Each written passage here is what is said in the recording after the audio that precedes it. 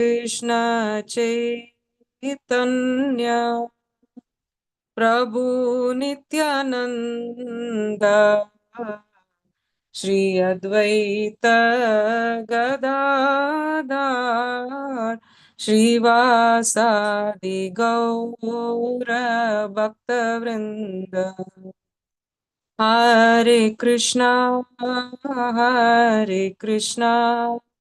कृष्ण कृष्ण हरे हरे हरे राम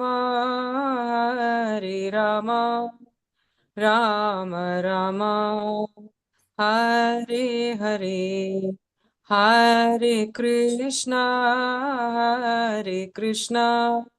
कृष्ण कृष्ण हरे हरे हरे राम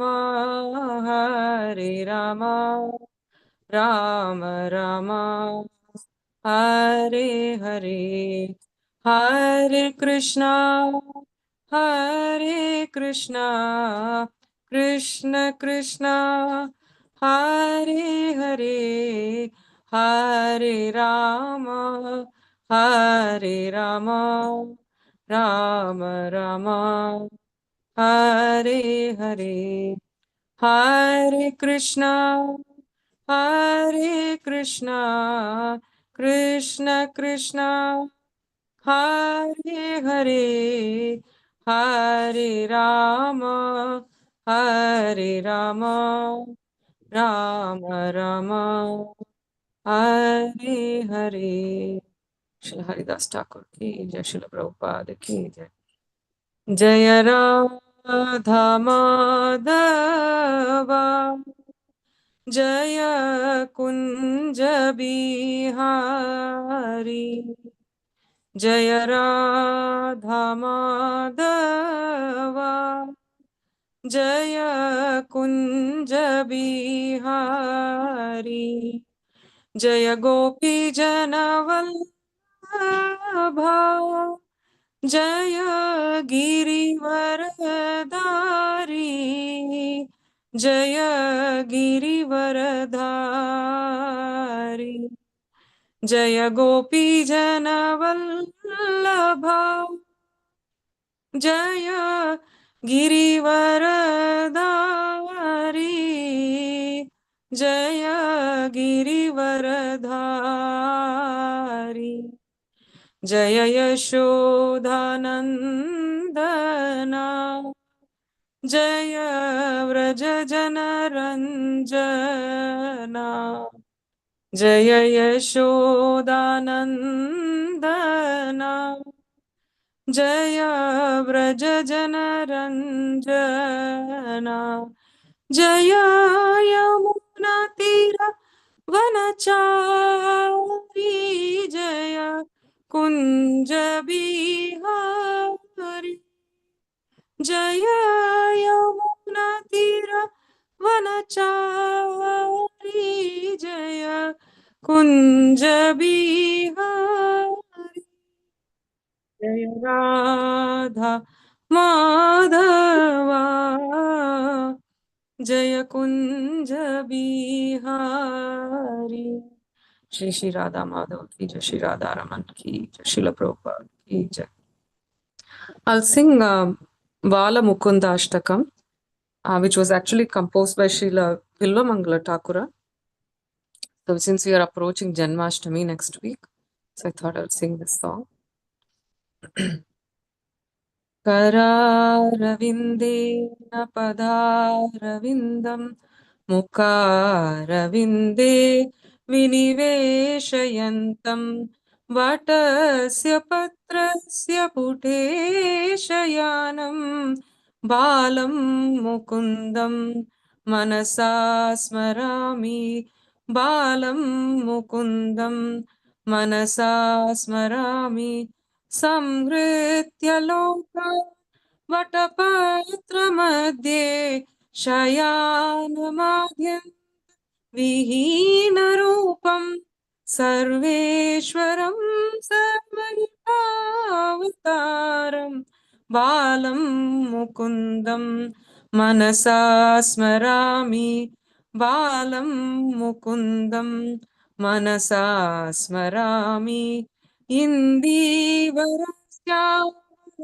कोमलाङ्गम् इन्द्रादिदेवार्चितपादपद्मम् सन्तानकल्पद्रुममाश्रितानं बालं मुकुन्दं मनसा स्मरामि बालं मुकुन्दं मनसा स्मरामि लम्बालकं लम्बितहारयष्टिं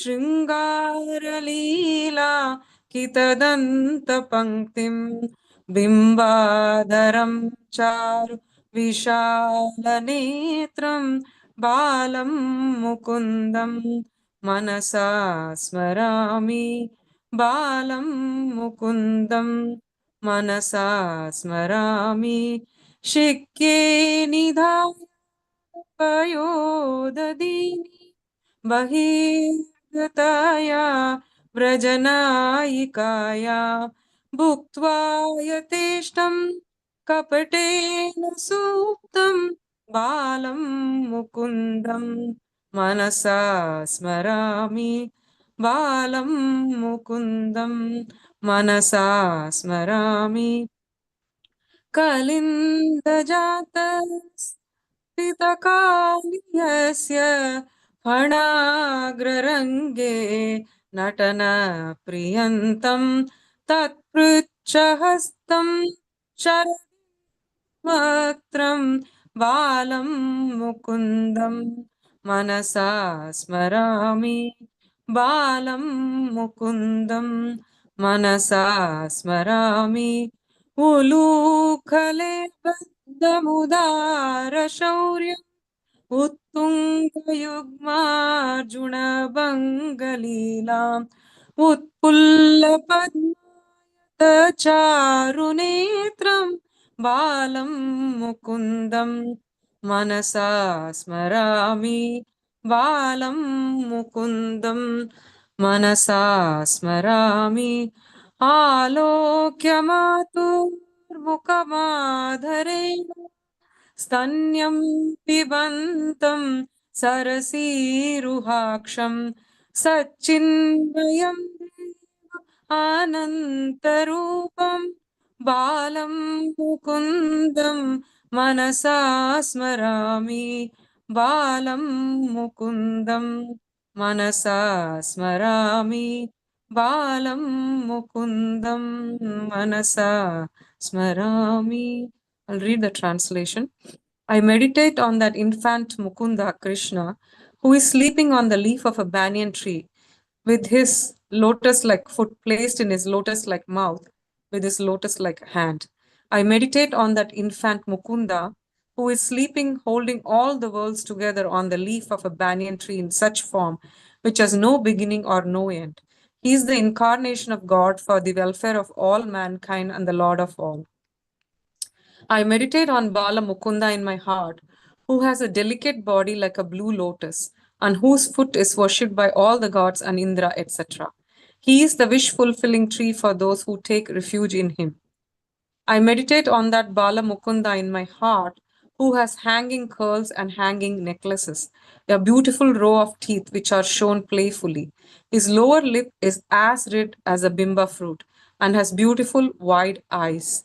I meditate on that Bala Mukunda in my heart, who pretended as if he was sleeping, having eaten the yogurt to his contentment from the hanging pots of the gopis when they had gone out.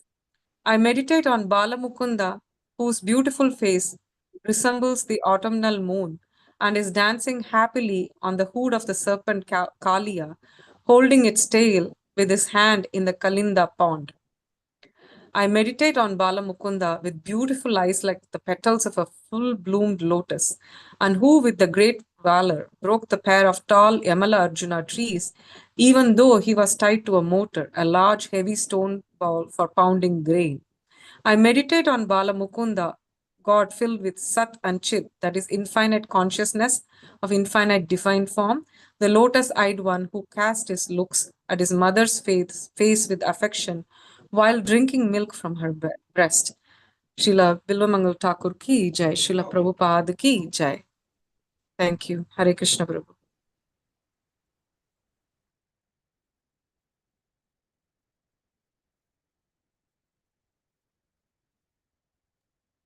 Hare Krishna. Just 1 minute, Mataji.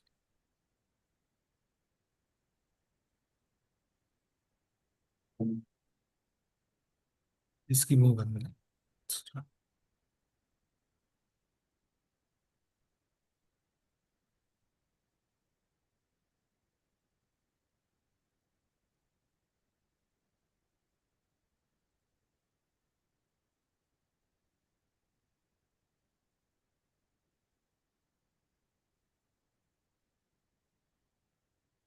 Hare Krishna, am I audible? Yes, Yes, yes. Okay, thank you. yes Let Prabhu. me share the screen and then we can do the prayers. थोड़ा सा volume बढ़ा दीजिएगा, like clear नहीं है. Yes, ma'am. Yes. Okay. Is it better? हाँ जी, Yes. it's better. Okay. Thank you, thank you. So we'll do the we'll do the invocation prayers, but and Mataji, so wonderful prayers, so nicely tuned and sung, set the right mood to meditate on Balamukunda. Thank you, Mataji. So wonderful it was. Thank you Prabhu ji. No, I have to minimize these. Very good. Okay. Om Namo Bhagavate Vasudevaya. Om Namo Bhagavate Vasudevaya. Om Namo Bhagavate Vasudevaya. Yeah. So I was in between. So first we start with um, Krishna Leela Stava prayers for Srimad Bhagavatam. Sarva Shastrabdi Piyusha Sarva Vedic Satphala Sarva Siddhanta Ratnadya Srimad Bhagavata Prabhu Kalidvanto Ditya Ditya Shri Krishna Parivartita O Srimad Bhagavatam. O nectar churn from the ocean of all Vedic scriptures. O most prominent transcendental fruit of all the Vedas, O you who are enriched with the jewels of all philosophical and spiritual conclusion, O you who grant spiritual vision to all people of the world, O life breath of the Vaishnava devotees, O Lord, you are the sun which has arisen to dispel the darkness of Kali Yuga. You are actually Lord Krishna who is returned amongst us. परमानंद पाठाय प्रेम वर्ष अक्षराय ते सर्वदा सर्वसीव्याय श्री कृष्णाय नमस्तुमे. O Srimad Bhagavatam, I offer my respectful obeisances unto you. By reading you, one attains transcendental bliss. For your syllables rain pure love of God upon the reader. You are always to be served by everyone, for you are an incarnation of Lord Krishna. मदेक बंधु मत संगी मद गुरु मन महादना मन निष्ठर्क मद भाग्य मदानंद नमस्तुमे. O Srimad Bhagavatam, O my only friend, O my companion, O my teacher, O my great wealth, O my deliverer, O my good fortune, O my bliss, I offer respectful obeisances unto you. Asadu sadhuta dain atini kochata kara ana manchakara chinma premna hitakantayuspara. O Srimad Bhagavatam, O giver of saintliness to unsaintly, O uplifter of the very fallen, please do not ever leave me. Please become manifest upon my heart and my throat, accompanied by pure love of Krishna. Okay, now the Guru Pranam. Namo Om Vishwadaya Krishna Vishtaya Vidar Srimati Siddhideva Ashtikari Namani Namo Om Vishwadaya Krishna Vishtaya Vidar Srimati Bhakti Vedanta Swami Namani. Namaste Saraswati Devi Gauravani Vicharini Nirvishi Shunyavadi Paschatya Deshitarani. Jai Shri Krishna Chaitanya Prabhu Nityananda Shri Advaita Gadadhar Shri Vaishali Gauravatani. Hare Krishna Krishna Krishna Hare Hare Hare Ram Ram Hare. Om Ajnanatimirandasya Jnananjana Shalakaya Chakshurumnitam Yena Tasmai Shri Guruve Namah. Shri Chaitanya Manobhishtam Stapitam Yena Bhutale Swayam Rupa Kadamayam Dadati Swapadankitam Vandeham Shri Guru Shri Yutapadakamlam Shri Guru Vaishnavamsha Shri Rupam Sagrajatam Sagana Raghunathanvitam Tam Sajivam Sadvaitam Savadutam Parijana Saitam Krishna Chaitanya Devam Shri Radha Krishna Padam Sagana Lalita Shri Vishakavitam Shri He Krishna Karuna Sindhu Deenabandhu Jagatpate Gopesh Gopika Kanta Radha Kanta Namaste तप्त कांचन गौरांगी राधे वृंदावनेश्वरी वृषभानुसुते देवी प्रणमामि हरिप्रिये वाञ्छाकल्पतरुभ्यश्च कृपा सिन्धुभ एव च पतितां पावनेभ्यो वैष्णवेभ्यो नमो नमः ॐ नमो भगवते वासुदेवाय ॐ नमो भगवते वासुदेवाय ॐ नमो भगवते वासुदेवाय नारायणं नमस्कृत्यं नरं चैव नरोत्तमं देवीं सरस्वतीं व्यासं ततो जयमुदीरये नष्टप्रायेषु अभद्रेषु नित्यं भागवत सेवया भगवती उत्तम श्लोके भक्तिर्भवति नैष्ठिकी हरे कृष्ण कृष्ण कृष्ण हरे हरे हरे राम राम राम हरे हरे जय श्री कृष्ण चैतन्य प्रभु Nityanand Shri Advaita Gadadhar श्रीवासादि। Hare Krishna, dear all, welcome you to this second day, day two of our weekend Bhagavatam class. Before we begin, let's have His Grace Sri Radha Vinod Prabhu revise us through lesson 107, which we did yesterday. So over to you, Radha Vinod Prabhu. Hare Krishna. Hare Krishna, Prabhuji, Hare Krishna devotees. So let me share. Yeah. Share. This.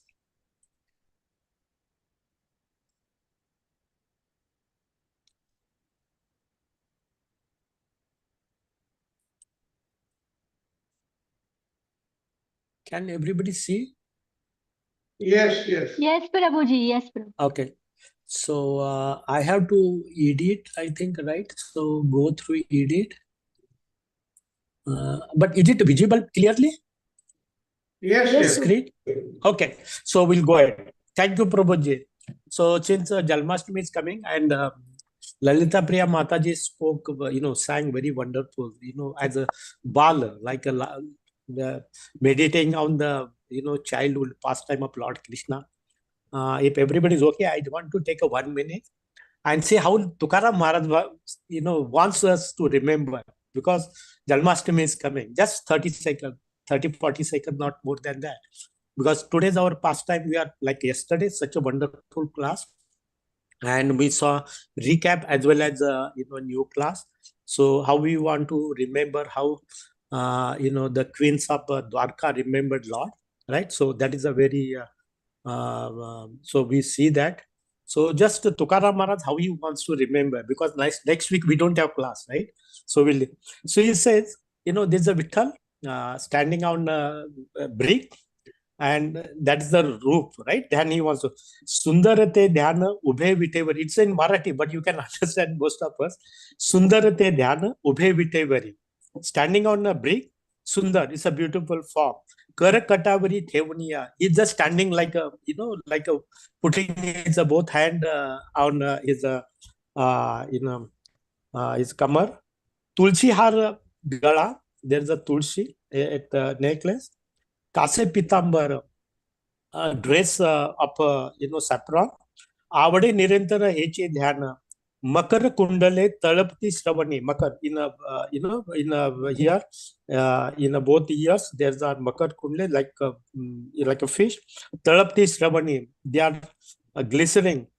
Kanti kaustubha mani virajita. We see the kaustubh mani is there. Tuka mane maje hechi sarva sukha. Tukaram Maharaj म्हणतात, this is my all that happiness. Pahina Srimuka Audina. So nice on that. Sorry. So we'll continue with that. So yesterday we had really a nice discussion on that. So both things are there. So we are continuing recap like yesterday's. Also today's Prabhuji will be talking about in the same basically same pastime that we are discussing, further details on that. So I think three are more or less connected with that. So just before I start, like we have only 4 or 5 slides there, like Prabhuji mentioned yesterday. So I'll take few minutes just to just summarize the story, and then we'll go through go through the philosophical and then questions I have. This time I did not share because I think last time nobody read. So I thought that, just go and as a highlight and we'll read. I think that is working very nicely, more interactive that. So, that's what we'll continue. So 2 classes recap was basically Narad Muni was curious to go visit Dwarka and see how the Lord is, living with 16,108 queens. So the curiosity everybody has, like we also have the curiosity. Narad Muni is our eyes and vision through a scripture that we see again and again. To him, we have to see the the transcendental nature of the Lord and pastimes of the Lord and everything through the Narad Muni's eye, because he also represents our Acharya, our Sampradaya, right? So, so he wanted to see, he saw that, but bits and pieces here and there, the essence there was only in the same time, there was a morning one place, there was a late morning one another place, there's afternoon, evening, night, and all those things. One palace, there was a one activity, another place, the Lord is same time, exactly 1 second afterwards, or 2 seconds afterwards, 5 seconds, because think of that, maybe how big maybe the palace, right? So activities happening, mesmerized. And the curiosity definitely was there. Maybe Sukadeva Goswami and Parikshit Maharaj, and he's talking to take a typical day of Lord Krishna's time. If time permits, at the end, we'll go one typical days of Lord Krishna's, activities in Vrindavan. But if time permits, so let's finish our activity. So here, so there are 2 things, high level, as Prabhuji also mentioned here. One, it's broadly divided into 2 Lord's morning activities and Lord, I can say personal activities. Most of places the word is used, and we can see his official activities as a prince and going. You can use any word on that. Sudharma assembly and what happened there, right? We can see a picture, wonderful picture. Always see that how Salu Prabhuji able to find out such a beautiful picture from he gets, right? So it is a really surprise and surprise to me. Okay, so let's go ahead. So I'll try to bring little bit more details. Prabhuji has explained so nicely on that, but some part somewhere, like I think I'll try to bring more emphasis on that. The story again, Lord's morning activities, as we see, Lord was living in with the 16,108 queens. They were having a different palace, and we have seen the description of Dwarka so nicely. And Lord wakes up. So Lord is not alone, because how the nature, everything serves, it really start morning time, okay, because everything starts daytime and daybreak and ends with sunset and little bit hour. That's how the whole activity are there, right? So it starts with the daybreak, and the example given is how Parijat flower, they are falling and the smell, because I had one Parijat flower in my house in Jaishampur, and really it smells very nice. I think it only blossoms in the night only, but daytime you see it's gone, right? So It's flower appropriately called Ratrani. In my garden Ratrani, yes. also, in Mumbai, our garden, our little garden also had this Ratrani. Nice. Yeah. Aroma. Yeah. So nice there. And see how the pastime goes, right? You have to see that. You have to see how things are evolving here, right? So the Ratrani, so I'd say Ratrani, the flower is there, and early morning, the hummingbirds are there, that glorifying the Lord. And then we see, like a rooster. Nowadays we don't see that rooster waking up, as Prabhuji mentioned, that 2 hours of, muhurtas, right? Early morning muhurtas, he wakes up, and as we see how the Lord gets up, activities are there. So Lord wake up, then he's washed, then he meditate, and we discussed a lot about, we'll go through the philosophy also. Lord meditates by him on himself, and a lot of things were there, we can see. And then he offers oblation into the sacrificial fire. That is what he does. And praying to the demigods and all that. Then Lord does a Gayatri mantra, and then he offers tarpan. See the beauty sequentially, everything he does. But everything he does. So tarpan to the forefathers. So gratitude to his forefather is not forgotten. It's a good lesson to us, right? On that. And then once that is done, that is a personal, right? And then in the house, like he's in the house, we'll see officially what he does there when he goes to his office. Charity. And we see that he gives 130,000, what is that? 1,30,000, 13,084 cows. He donates to the Brahmanas, Yes. the desiring Brahmanas. He meets the people, and then this is he's a dinacharya. If you want to say in a morning activity, this is how the Lord does. So as we were discussing about dharma, artha, kam, moksha, he doesn't have to dharma, he follows, right? We see a Charu Prabhu's slide there. Dharma, earth, he doesn't have to do anything about earth. Kam, and then we'll see about the slide talks about his moksha, or coming out of that also. We see so nicely. And then so this is it, personal.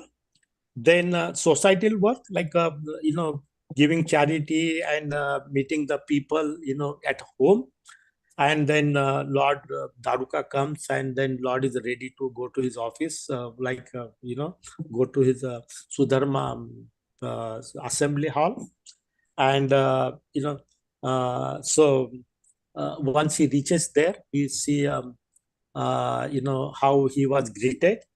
We also see beautifully, we see one Lord living in all the houses. We discussed a lot on that one. So Lord comes out one house, Lord comes out another house, they both merge, they go forward, another house from Lord comes, merge forward, they go. Such a beautiful, you can just imagine, how, and one Lord enters into the Sudharma assembly hall. And we see such a beautiful hall is there. Lord is a prince, he's not a king, but he's more than that. You see his the seat also is much larger than, I can see a king sitting at the side, but it's such a larger asan, right, where Krishna is there. And then we see also discuss how he has been entertained by magician and utilizing and the dancers at the side.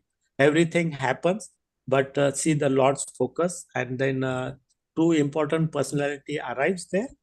One is a messenger, and I will take a few seconds, couple of minutes to see that messenger sent by those kings captured by Jarasandha. We heard that he has a strength of 10,000 elephants, and he could capture 20,000 kings, those who do not surrender to him. So that means they were trying to live a dharma. They were trying to do as a Kshatriya dharma. They were trying to do one. So few things we discuss. I would like to bring little more on that one, and maybe Charu Prabhuji, all of you are there. You can see on that. So how the discussion goes there. So he is representing that 20,000 kings there, and look at the kings what they bring to on the table. The first thing they say that we have been captured and put into a miserable condition. Lord, now we have surrendered to you. You rescue me. Now start with that. Let's take a couple of more words, underlying the thing. They also say that this is our internal nature. This is our general nature. We always point a finger with other, and this is exactly also this king. They did not unconditionally surrender, but they have their own grievances also, and how it comes up there. You can see that through that writings. We can very clearly see that they say that yes, we are king. We are separatists. That means we don't follow you as a devotees, right? And Krishna talks about I come to, Yadai Dharmas Glanir Bhoti Bhartas, Paritranaya Sadhunam, Vinashecha Duskritam. So he talks Paritranaya Sadhunam, he talks of Paritranaya and Duskrina second. He doesn't talk about first, killing the Duskrinos and then Sadhus. He doesn't say, and see how it comes up here also fits that. I was just meditating on that word here. So the king said that, yes, we are karmis. We are fortunate enough to become a king, to rule, but our fortune disappeared and we have been captured and put behind the bar. It happens with us also, right? So there's a really connection on that. We are put behind the bars by this. Now we are surrendered. However, look at that, what they also say that, yes, we understand our fortune is over now. And Jarasanga is more powerful. And I think there was discussion also, if they are following religion, how come religion did not prevail? So the question or that argument could be made on that because Jarasanga was more powerful. So he unjustifiably kidnapped and he locked them up, right? But there he said that, how come when you appeared here, when in your presence and Lord Balraman presence, like a king, like a Dustritano, like a Jarasandha, how he dares to punish us? Also, you see that underlying that. So indirectly saying that Krishna, maybe I should not say rightly, when you are there, how come they harass us, right? We are not your devotees, but we didn't do anything. We are just following, Varnashram dharmas, right? So they also say that, but we are surrendered. And then Krishna has that one question, right? He has a compassion, being Lord, being always compassionate, right? Throughout we see discussion. So he wants to, whatever may be the reason, he wants to take rescue them. So meanwhile, as usual, Narad Muni also jumps in and see how. Seeing the Narad Muni, how Krishna welcomes them, everybody stands him in the assembly hall and he is welcome, he is given a seat, and all those, those are required to be followed is followed. And then he says that now your presence itself, all the three world fear has gone, disappeared. Strong word describe, right? We see this kind of word also for Kumaras went to Vaikuntha, but he hold them at the gate. He did not allow them to come inside. But here, Narad Muni is there, and you see that how he reciprocates with him. And then he says, so you are aware of everything that is happening. So tell us about you Mr. Maharaj, what is the plan, right? So this is where the whole story comes. And so Krishna has dilemma because Raj Surya will become, that's what Yudhishthira Maharaj wants to do. And also, Prabhuji very nicely give example. It's not that he wants some opulence, something or nothing, because he has already unparalleled kingdom he had with the mercy of Lord Krishna. So nothing was required, but he wanted to glorify Lord Krishna. And how he wanted to glorify, Prabhuji mentioned very nicely yesterday. He wants, so all the kings will be there in that assembly. Who else will be there? All the kings, big kings will be there. There will be sages also. There will be demigods also, right? Such a congregation. It is said that was the Raj Surya. Last time people saw the demigods coming from heavenly planet, and after that nobody saw. This is what somewhere it's mentioned. So all the things are there, and in that assembly, he wants to glorify Lord Krishna. I think that is where it ends with that. So there were two questions like that one. So one is which is the priority? Like Krishna has a priority to rescue the 20,000 kings from Jarasanga, and another is Yudhishthira Maharaj. And then that question he Charupurush gives so nicely how he parts it, and invites Uddhava to look into that and advise, because Krishna always wants to basically give a credit to his devotees, right? That's why we again we see that. So that's how the whole story goes. So with that, I finish on that. So I'll start with the question answer. Is there anything before I go? Because there are only 4 slides. I have 10 or 12 questions there. Is there anything before I go on the story part? Okay. So nothing is there. Let's go ahead with this one. So Charupaji started very nicely. Krishna's thoughtful approach underscored the importance of weighing responsibility and navigating conflict. So we see the two questions to rescue the king or go to the Raj Yagya, right? Both are basically interconnected. We'll see today's class that those details also. So choice has profound influence countless lives, right? This is a very nice word I like here. Profound influence countless lives. Because any activity that Lord, he doesn't do it. It has got a repercussion. That means 20,000 kings are also there. Raj Yagya, that means also giving a darshan to so many demigods and other kings and sages, right? All both are there. Whatever Lord does anything, it is not with a one purpose, right? We see that. So there's a larger influence, not one or two only persons are involved here. And at its core, this story emphasizes the essential quality of compassion, duty, and that we see. We see also dharma coming again and again throughout that. Okay, so here Jarasanga, or here, so two questions are basically there to him, whether he should go to Rajya Yagya or he should liberate those imprisoned kings. So those are questions. So let's go ahead with the, and this is the forum I like, Charuparvaji, 1 hour 15 minutes call, first discuss, first explanation, and then 45 minutes brainstorming, and in that brainstorming also question answers, add more variety into that, in depth, and also explanation that everybody is doing. So we'll start with the daily activities of Lord Krishna. Okay, so as I gave a little bit of, and details are there everywhere. You can see Vishnu Chakravarti Thakur's also, and 70 chapter also in Srimad Bhagavatam. I was just first time I went through again Krishna book, nicely given. You can see everywhere, nicely described here. So the first question here is can somebody explain Lord's daily activity? Because this is the one typical days in the life of Lord Krishna, you can take it. So as I mentioned, can somebody elaborate or maybe add little more if they want to add? So the first question is Krishna's basically, yeah, go ahead, Prabhuji. I'll add Morning activities. Yeah, I'll add few things. Others also can add, Prabhuji. Okay. Yeah. So as we discussed yesterday, he wakes up early morning. Okay. Brahma Muhurt. Okay, that is very important. So we also should try to follow that. And then he carries the morning rituals. Okay. Morning rituals. Okay. Home, something like that. And then before that he takes bath. Okay. And then religious duties. Okay. Which is there. Okay. He does all that.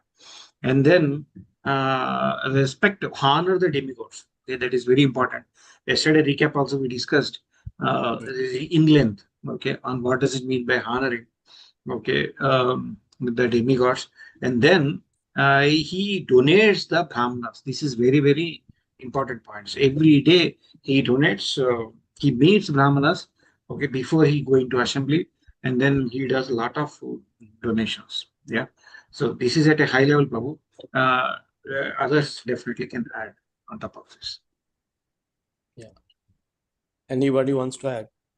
How he lived when he gets up, again, the reaction of Rukmini, right? She doesn't want to leave.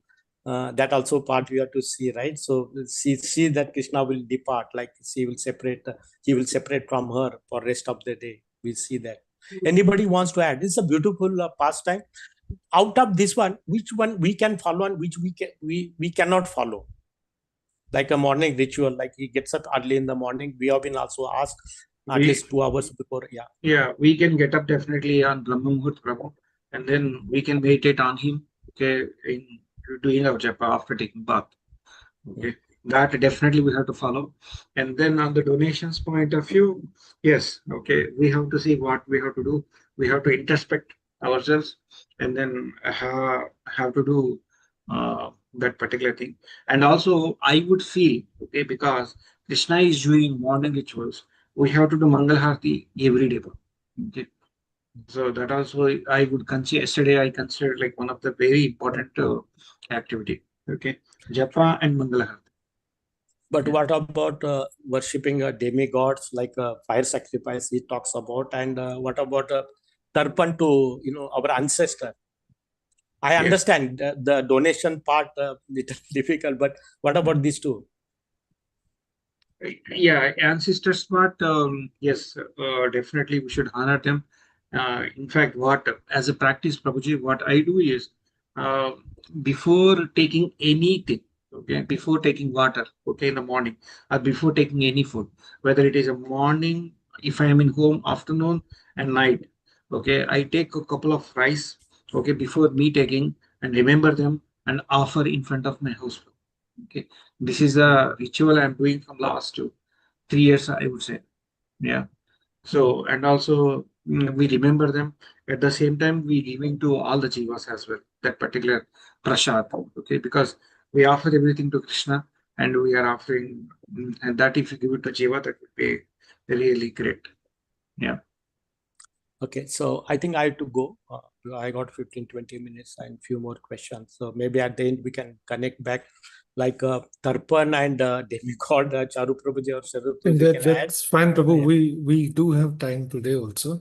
So Okay. this is an So important then my point we question left to off. So let's complete it here. Yeah. okay, so Tarpan that to our ancestor in the we are talking under Brahma Murta, right? We are not talking about rest time. As I understand, and is Toronto and all Rupana Prabhupada that whatever you offer to Lord Krishna, the same bhoga, but, when because prasad that we offer to our ancestors. So we do that much. But here, demigod, should we meditate in the Brahma Murta, that part, and Tarpans, only those two parts? If somebody has anything, or Charu Prabhuji or Sharad Prabhuji can add, only that part. Hare Krishna, Prabhuji. Yeah. Morning, especially after taking bath and doing puja and these ritual meditations at the time of Brahma Muhurat, we should we should service demigods. Just for example, we should give water to sun devta, sun god, and we should give जैसे चिड़ियों को दाना डालते हैं कुछ लोग सुबह खाने से पहले, प्रसाद भोगा लगाने से पहले। और यहाँ इंडिया डॉग्स वगैरह भी होते हैं, गाय होती है उनको, लेकिन जो बाहर कनाडा वगैरह जो जैसे मेरा यूएसए, तो उसमें तो स्पेशली चिड़ियों वगैरह को, बर्ड्स को हम जो है फूड दे सकते हैं। All these types of activities we should do before taking our morning breakfast. And I think all these activities जो कृष्णा did, ब्रह्म मुहूर्त में मेडिटेट करना, बात रिलीजियस एक्टिविटीज करना, अपने एल्डर्स को रेस्पेक्ट, डेमिगॉड्स को रेस्पेक्ट, हम शिक्षा लेते हैं कि जो हमारे एल्डर्स हैं हमें उनका सुबह सुबह उठ के उनको करना चाहिए। आजकल जो कलयुग है इसमें तो कोई ध्यान देता नहीं है, लेकिन हमें सब करना चाहिए। हमें अपने जो बड़े उनको उठ के उनको जो नमस्कार और जो ब्रेकफास्ट वगैरह उनको फीड करके फिर हमें खाना करना चाहिए। मेरा तो ये Yeah, thank you, Mother. Yeah, so this is a long chapter, at the end, also we can come back. Let's go to the next one. We have to keep also mind of time. But yeah, sorry, one quick comment, Prabhu, on this. So all this, as long as we doing with the intent, keeping Krishna as the Supreme Personality of Godhead, everyone else as is like, assistant or servitor, even the demigods or our forefathers, then it is okay. Often what happens is, in the whole Vedic system, what is taught to us, we miss Krishna behind and we get entangled. At least before coming to ISKCON, that's all. Why are we doing so that? Sun God? Yeah, you said Sun God Mataji is talking about it. As long as he's the representative of Krishna, Yes. if that thought is there, because the morning sun rises, I fold my hand whenever I see the sun. That's right? fine. So yeah, and if you chant that sloka of Bhagavad Gita where Krishna says, sun and moon are my eyes, if that reminds you, then I think that's okay. The other part is like Mataji said, that's also great, but there is that order of ninefold devotional service, right? Shravanam, Kirtanam, Vishnu Smaranam, Padasingnam, and all. So whatever is given in the Vedic and our Vaishnava Acharya, there is a meaning to it. Means Shravanam means the chanting and meditation we do is top priority. That should not be compromised to do the next part, which is so Shravanam Kirtanam is non-negotiable. That we have to do. But it should not happen that we compromise Shravan Kirtanam to do the third part, which is TT service or whatever is listed. Archanam, that is the fourth part. Archanam. So Archanam. that, yeah, the fourth part Archanam. So it should not happen that we do other activities compromising Shravanam and Kirtanam. So Shravanam Kirtanam means chanting, meditation, Bhagavad reading. That is the core. That cannot be. Now, after doing that, if we have time in today's world, yes, everything else can be done. That is what I heard. That is what I feel. So yeah, we can move. Prabhu ji So go ahead. एक point एक ऐसा भी है प्रभु जी कि अगर हम demigod को respect करते हैं तो वो हमें हमारे उनके द्वारा ही हमारा पूरा शरीर चलता है। वो हमेशा याद रखना चाहिए कि जो भी हमारी इंद्रिया है वो हर एक डेमीगॉड के द्वारा ही चलती है। तो हमें उनको प्रार्थना करनी चाहिए कि हमें ये जो शरीर मिला है वो हम भगवान की सेवा में यूज कर सके। But again, Prabhuji mentioned that as long as we understand, there are all Gyanendriya, Karmendriya, right? There is a, Yes, sir. presiding deities, but how much we can go, right? So that, okay, so we'll go ahead. Maybe end will come because this is a very sensitive issue also, sensitive thing also. So the next question is we see we see daily activities of Lord Krishna, Sudama Assembly. Now, this is we have touched base. It has come from heaven planet, and we understand those who are present within the assembly. They have been protected from six characteristics or six of things. So can somebody mention one, two, or together? Because this is very important to understand, because this is mentioned like Sudama Assembly. One is who Krishna was present, but also it has got characteristic, and he also Prabhuji also briefly touched on. He gave that six characteristics. Can somebody mention? Yes, Prabhu ji. Go ahead.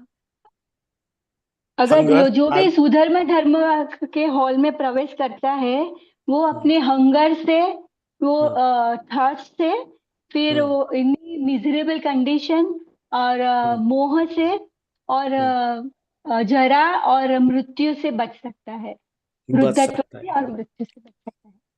So again, at the end, if you get a time, this is a very, I asked the same question sometime back. So as long as within you are in assembly hall, how does the death and old age makes a difference? I can understand the assembly hall can give you lamentation, and from illusion, hunger and thirst.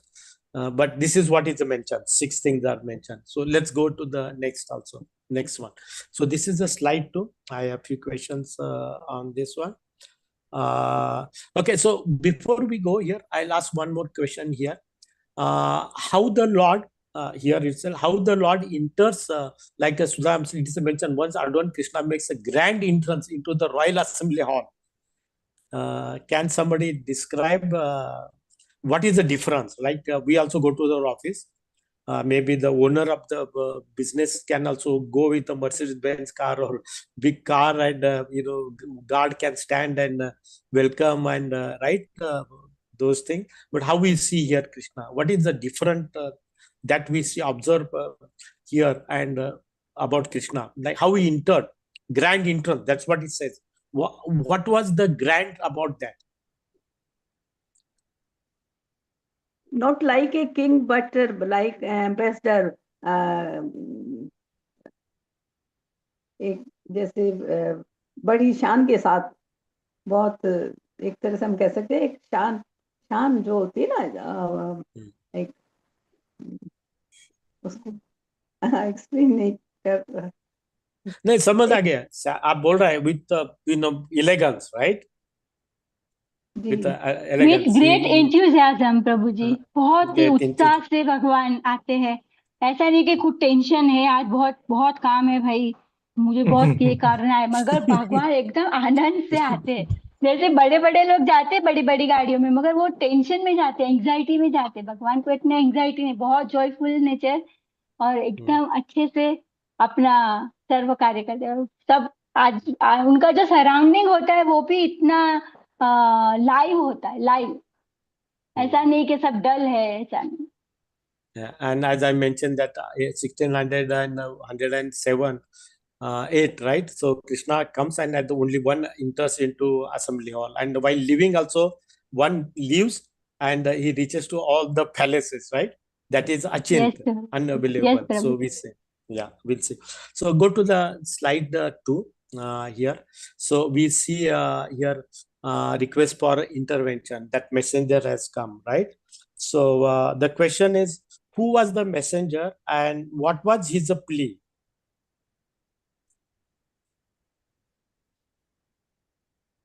I highlighted here because you can add something more.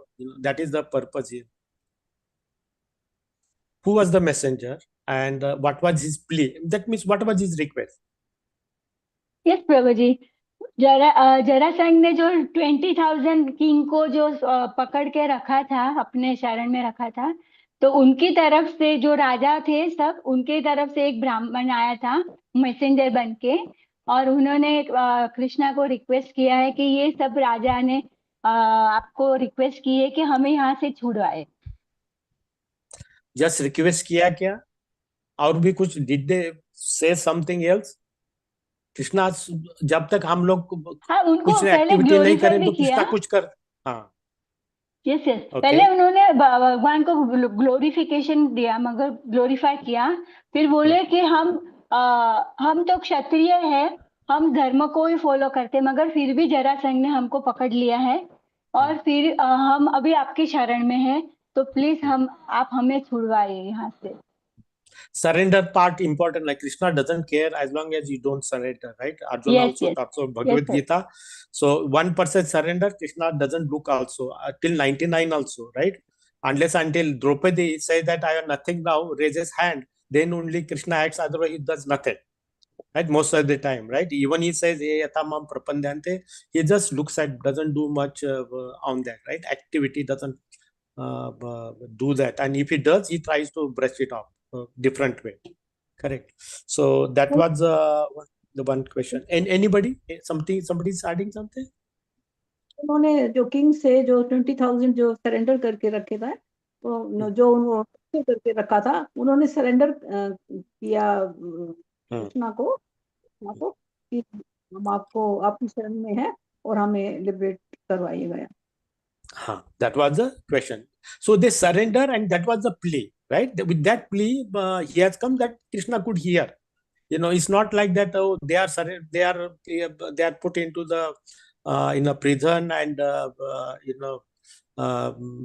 this information is given. You do, Krishna would not have bothered also. So they give a lot of justification, and he presented case so nicely, right? The messenger, he presented case so wonderfully there. So second question, because we see also Narad Muni is also there. So so what was the how Narad Muni enters into the assembly hall, and how the Lord receives.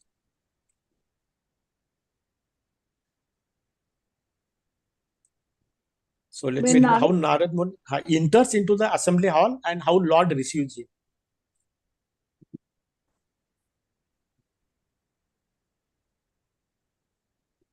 Go ahead, Mataji. Narad Muni appeared, and Lord Krishna and all the messengers, they stood up and they offered obeisances to Narad Muni by bowing their heads, and then the sage accepted the seat, and then Lord Krishna asked him that you travel all over the universe, please inform us how are the Pandava brothers. He asked them, and then they all respected them with great honor to Narad Muni. each and every members in the assembly hall stood up. Yeah. So yeah, but on that also, how Lord praises Narad Muni, how he receives. So beyond that, one is giving a nice seat and doing all the other thing.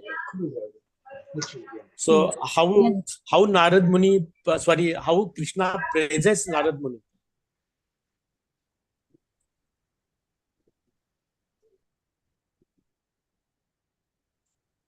I just mention. Anyone? Yes Prabhu He ji, praises. Narad Muni को भगवान ने ये कहा कि आप तीनों लोक में बिना भय के आप सर्वत्र जाते हो और प्रचार करते हो, और आप बहुत ही मतलब शक्तिशाली, मतलब सामर्थ्य वाले हो, क्योंकि मेरा सब जगह पे आप गुणगान करते रहते हो। और सब आपको पता है ना? It says, Yes, right? yes. You know, and so since you know everything, tell me about Yudhishthira Maharaj. So think of that, how it starts with a general cosmic and then comes with their praise. This is how Lord Krishna praises Narad Muni, because respect is not just like you are such and such, but giving context to that, right? So you travel all three worlds and all those things. So you know everything what happens in everywhere. Right, so you right. can you know very well, right? Yes, sir. Yes, and that is what he mentions. So he glorifies him, right? Narad Muni, and giving asan and all other brahmana, that's a one part, but also he glorifies very well. Okay, so after that, Narad Muni, talks about Yudhishthira Maharaj. So what was the what Narad Muni explained? What is the plan of Yudhishthira Maharaj? Narad Muni tells to Krishna that Yudhishthira Maharaj is doing Rajsuya here, and your presence is required. He wants your presence, and he wants to make you the chief guest of that year. But why? Just chief guest, like we call Pudharis leaders, and just make chief guest and give a bouquet and he talks something and goes. Was that something, or it's beyond that? Beyond that. You are right, ma. Beyond that. So what he wants to glorify by making Lord Krishna is the chief is a god to worship. What is the message to everyone? His presence was important for this Rajya sacrifice. To show that He only played an important role. It was because his divinity was essential for that. Otherwise, Jarasandha would not be defeated, because even he was powerful. He had power, though Bhima had the power, but his presence was the main important, as the Lord should be there. But that is a self-satisfied, interest, right? But what is there for Lord Krishna in that? He wanted to show that Lord Krishna is the supreme power and Bhagwan, and we should be following. We should be devoted to Krishna. Okay, so glorification of the Lord, that is what was in his mind, right? Yudhishthira Maharaj. Yudhishthira Maharaj very clearly that Krishna is the supreme personality of Godhead, and then he wants to glorify. Okay, and also his presence is required. Okay, and his blessings are required. Okay, so he thinks that Krishna is essential, not like an important person. Okay, he must be there. Okay, that is a kind of mindset of Yudhishthira Maharaj. Yeah. So next is, what is the dilemma? So both question comes, how Krishna manages this dilemma, like this question Charu Prabhuji has mentioned right here, dilemma.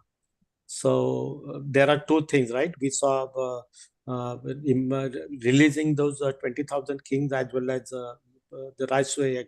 So how Krishna handles that and understanding both are both are priority, right? How Krishna handles that. Krishna takes the advice, goes to Uddhav, and because Uddhav is very wise and very much devoted to Krishna, faithful minister. So Krishna asked what discuss these captures of 20,000 king and as well as Rajsuriya. Krishna prefers to protect, to save this 20,000 king from Jarasandha. Okay. So I'll just considering the here nice words are the intricate dance of duty and decision. The true leadership Krishna shows that, and the true leadership is not that I will finalize, right? I'll decide everything.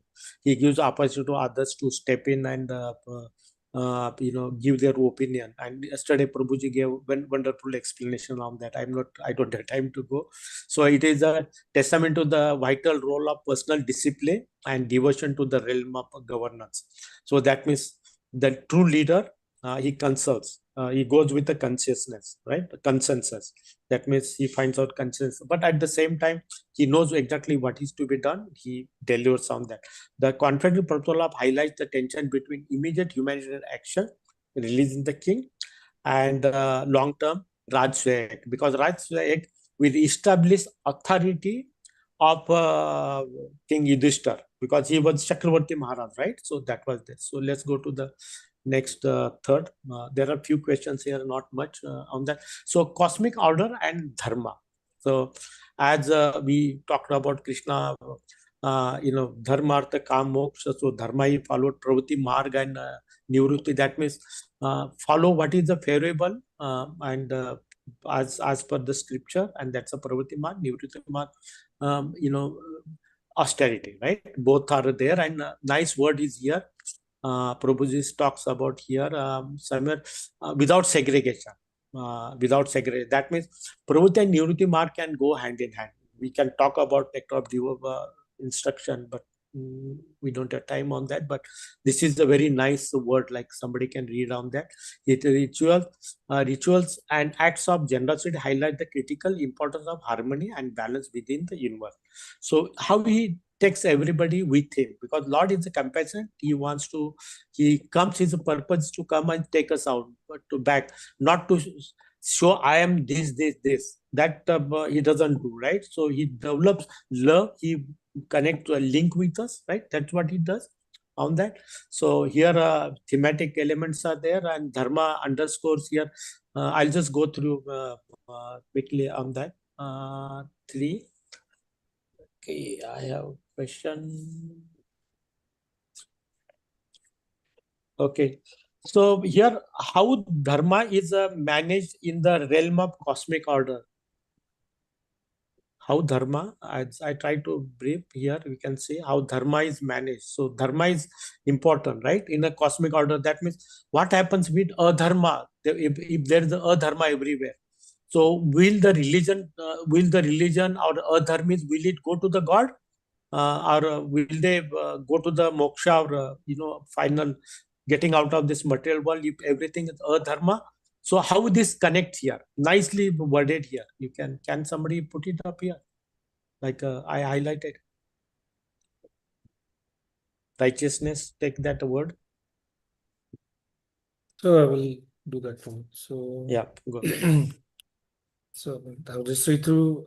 This whole philosophy teaches us that aligning our actions with dharma or righteousness, it helps with our. It not only helps with our achievement, like if we have material like artha and kama, but it also helps sustain the harmony across the different. Like we go follow the right process. It not just helps us, but we contribute back and help to the overall communal or society level. Yeah. Okay, so I'll go to the next one. It's a divine remembrance and meditative practice. A very nice one. The question is that what is the significance of why Supreme Personality Godhead needs to meditate on the Brahma Murta, and what is the significance of this message here? It's a Brahma Murta is there. So what is significance? We discussed a lot of things. How morning can help us to connect with the Lord than afternoon or evening or night or something. So how it connects, helps us here. Morning time, like we are at a Sattugana Prabhu. Yeah. And that will help us to connect to Supreme Yeah, in that guna. And then daytime we'll end up having too much of rasoguna. And then there is too much of activities to takes place. And that will become very difficult for us to connect God. Because we end up having so many activities. And as usual, night we will have tamogun. In tamogun, it is very difficult for us to connect to Krishna. Okay. So short time, vital value of self awareness and spiritual introspection. So basically, Abhidaya Prayojan and Sambandh, right? So we meditate on the Lord and who I am, who is the Lord. If we understand who we are, then we know who is the Lord. If we understand who is the Lord, we also understand who we are. They are interlinked, and how to go also, we can see that. I'll go to the next one, slide 4. I think I have one question here only. Here, mercy and divine intervention, right? So Lord wants to save those people, kings, because they surrender. And that's one thing we see embody of a philosophical notion of divine grace. It's always there. And also he wants to bless Rajsweya. Both things he wanted to do. We see that on that. So question is that significance of, it's a word that mentioned that radiates, as the supreme divine being, Krishna radiates mercy. Prabhuji gave very nice example. I don't forget. So what is the significance of radiates? Krishna's divine radiates, mercy radiate means what?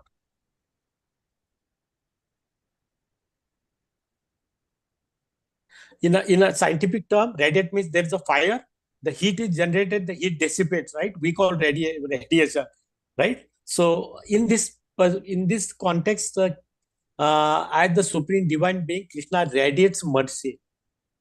Why the word radiate mention or significance?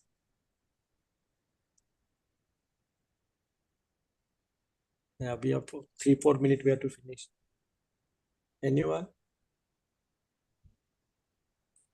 Prabhuji, So Prabhuji gave. Go ahead. We immediately get the mercy of Lord. If we surrender, if we are humble, then we immediately get the mercy. This is the meaning. Am I correct? Prabhuji mentioned very clear how the Lord's mercy comes in the form Guru, in the form of books, in the form of scripture, it's details. So many things comes, right?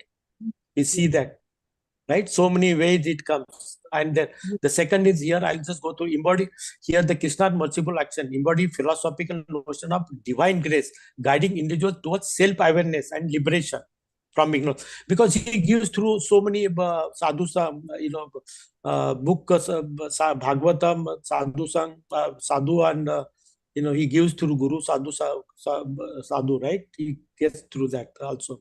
Connection between divinity and existence suggests that seeking relation with the divine illuminates one purposed life. Okay, so that is here. Okay, Krishna's. Let me. I'm sorry. I have to interject here. See this recapping. What is the function of recapping? Sanjeev Prabhu is very, very generous. He's giving you a lot of time. No, I'm closing, Prabhu. Yeah, 1 minute. No, I think it's defeats the very purpose. Recapping is not giving another lecture. This recapping, the highlights needs to be highlighted. We are going into too many details about minor things. The highlight of this whole lesson, Krishna is faced with a dilemma. Two most important, both are equally important. Decisions must be made, So how he's going to resolve that? Now, the word radiation, Prabhuji has very nicely emphasized, stressed. Yeah. Why the word radiation? What does it signify? So when something radiates, it's like a source of light. When light radiates, means all over the room is completely illuminated. Right. So Krishna's Dayanidhi, he is the ocean of mercy. So when Krishna is there, he is very, very merciful. That's why it's radiation verse, that word that used, I used that is for a particular reason for that, So here, now the final 2-3 minutes remaining, Please, No, wrap it up. I have one question, Prabhuji. That's it. So last Please year, wrap it up. one question. Yeah. So last question is explain the Lord's multiplicity of forms and how devotee sees and connects with this. So Lord comes in different forms. This was also explained by Prabhuji very nicely yesterday, and how we connect, right? One of the form or all the forms. So the significance of that.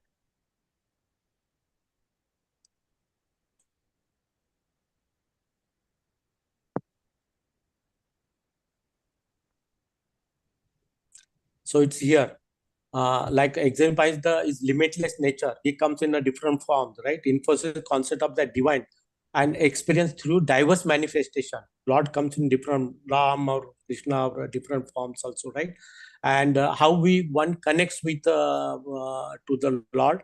Individual can connect with the divine through various aspects, and everybody has got its own way to connect with the Lord, and it's a multiple ways he try to reach us, right? That's what is there. So last is the philosophical notion of a divine omnipresence and accessibility. He is present everywhere that we see here, right? And divinity can be experienced in countless ways, adding depth and richness of spiritual experience. So one, how he connects with the Lord. At the end, that is what it comes. And so he is always approachable, readily available, and one can take his best on his bhava or mood, he can connect with us. So I'll start with that. I'll stop here. Thank you, Prabhuji. Sorry, I took, I think, more time on that. Hare Krishna. Sanju Prabhuji. So back. Thank you, Prabhuji. Thank you, Prabhuji. Yeah. Hare Krishna. Char Prabhu, may you finish your point on radiation? I think I don't want to stop that. Let's complete it's that, okay. and we have enough time. Now you begin your presentation. Okay, we'll keep it for last. Again, thank you so much, Radhamendra Prabhu. Today's presentation, again, there are 6 slides, so we have time, and hence it was okay. Thank you, Mataji, for wonderful Kirtan. So let's start today's class. Let me share the PowerPoint. Towards the end of this today's class, I'd like to give you some pointers how to present in a minimum number of words. Too much verbose is not good. Pointers stress the most important elements, okay? Because if you go in nitty-gritty details, the main important points get diluted away, Sure. So in the end, I will address that, okay? Go ahead, Prabhuji, go ahead, please.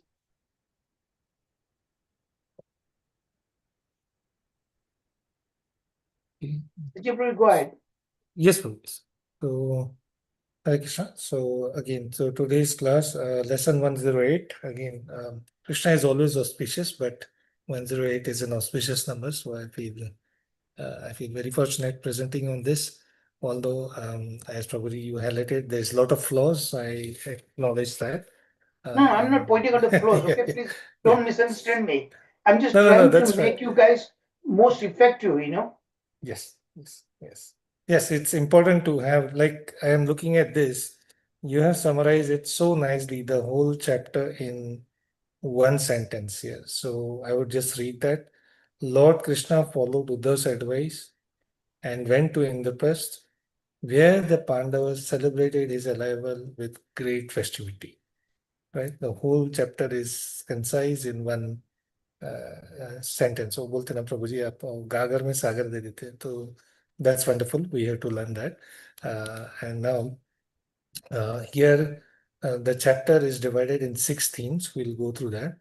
And then following that, we will go through the summary of the learnings or the takeaways, general, and then very focused on the themes and the philosophical significance behind those themes as given by Vishwanath Chakravarti Das Thakur in the Saradarshan.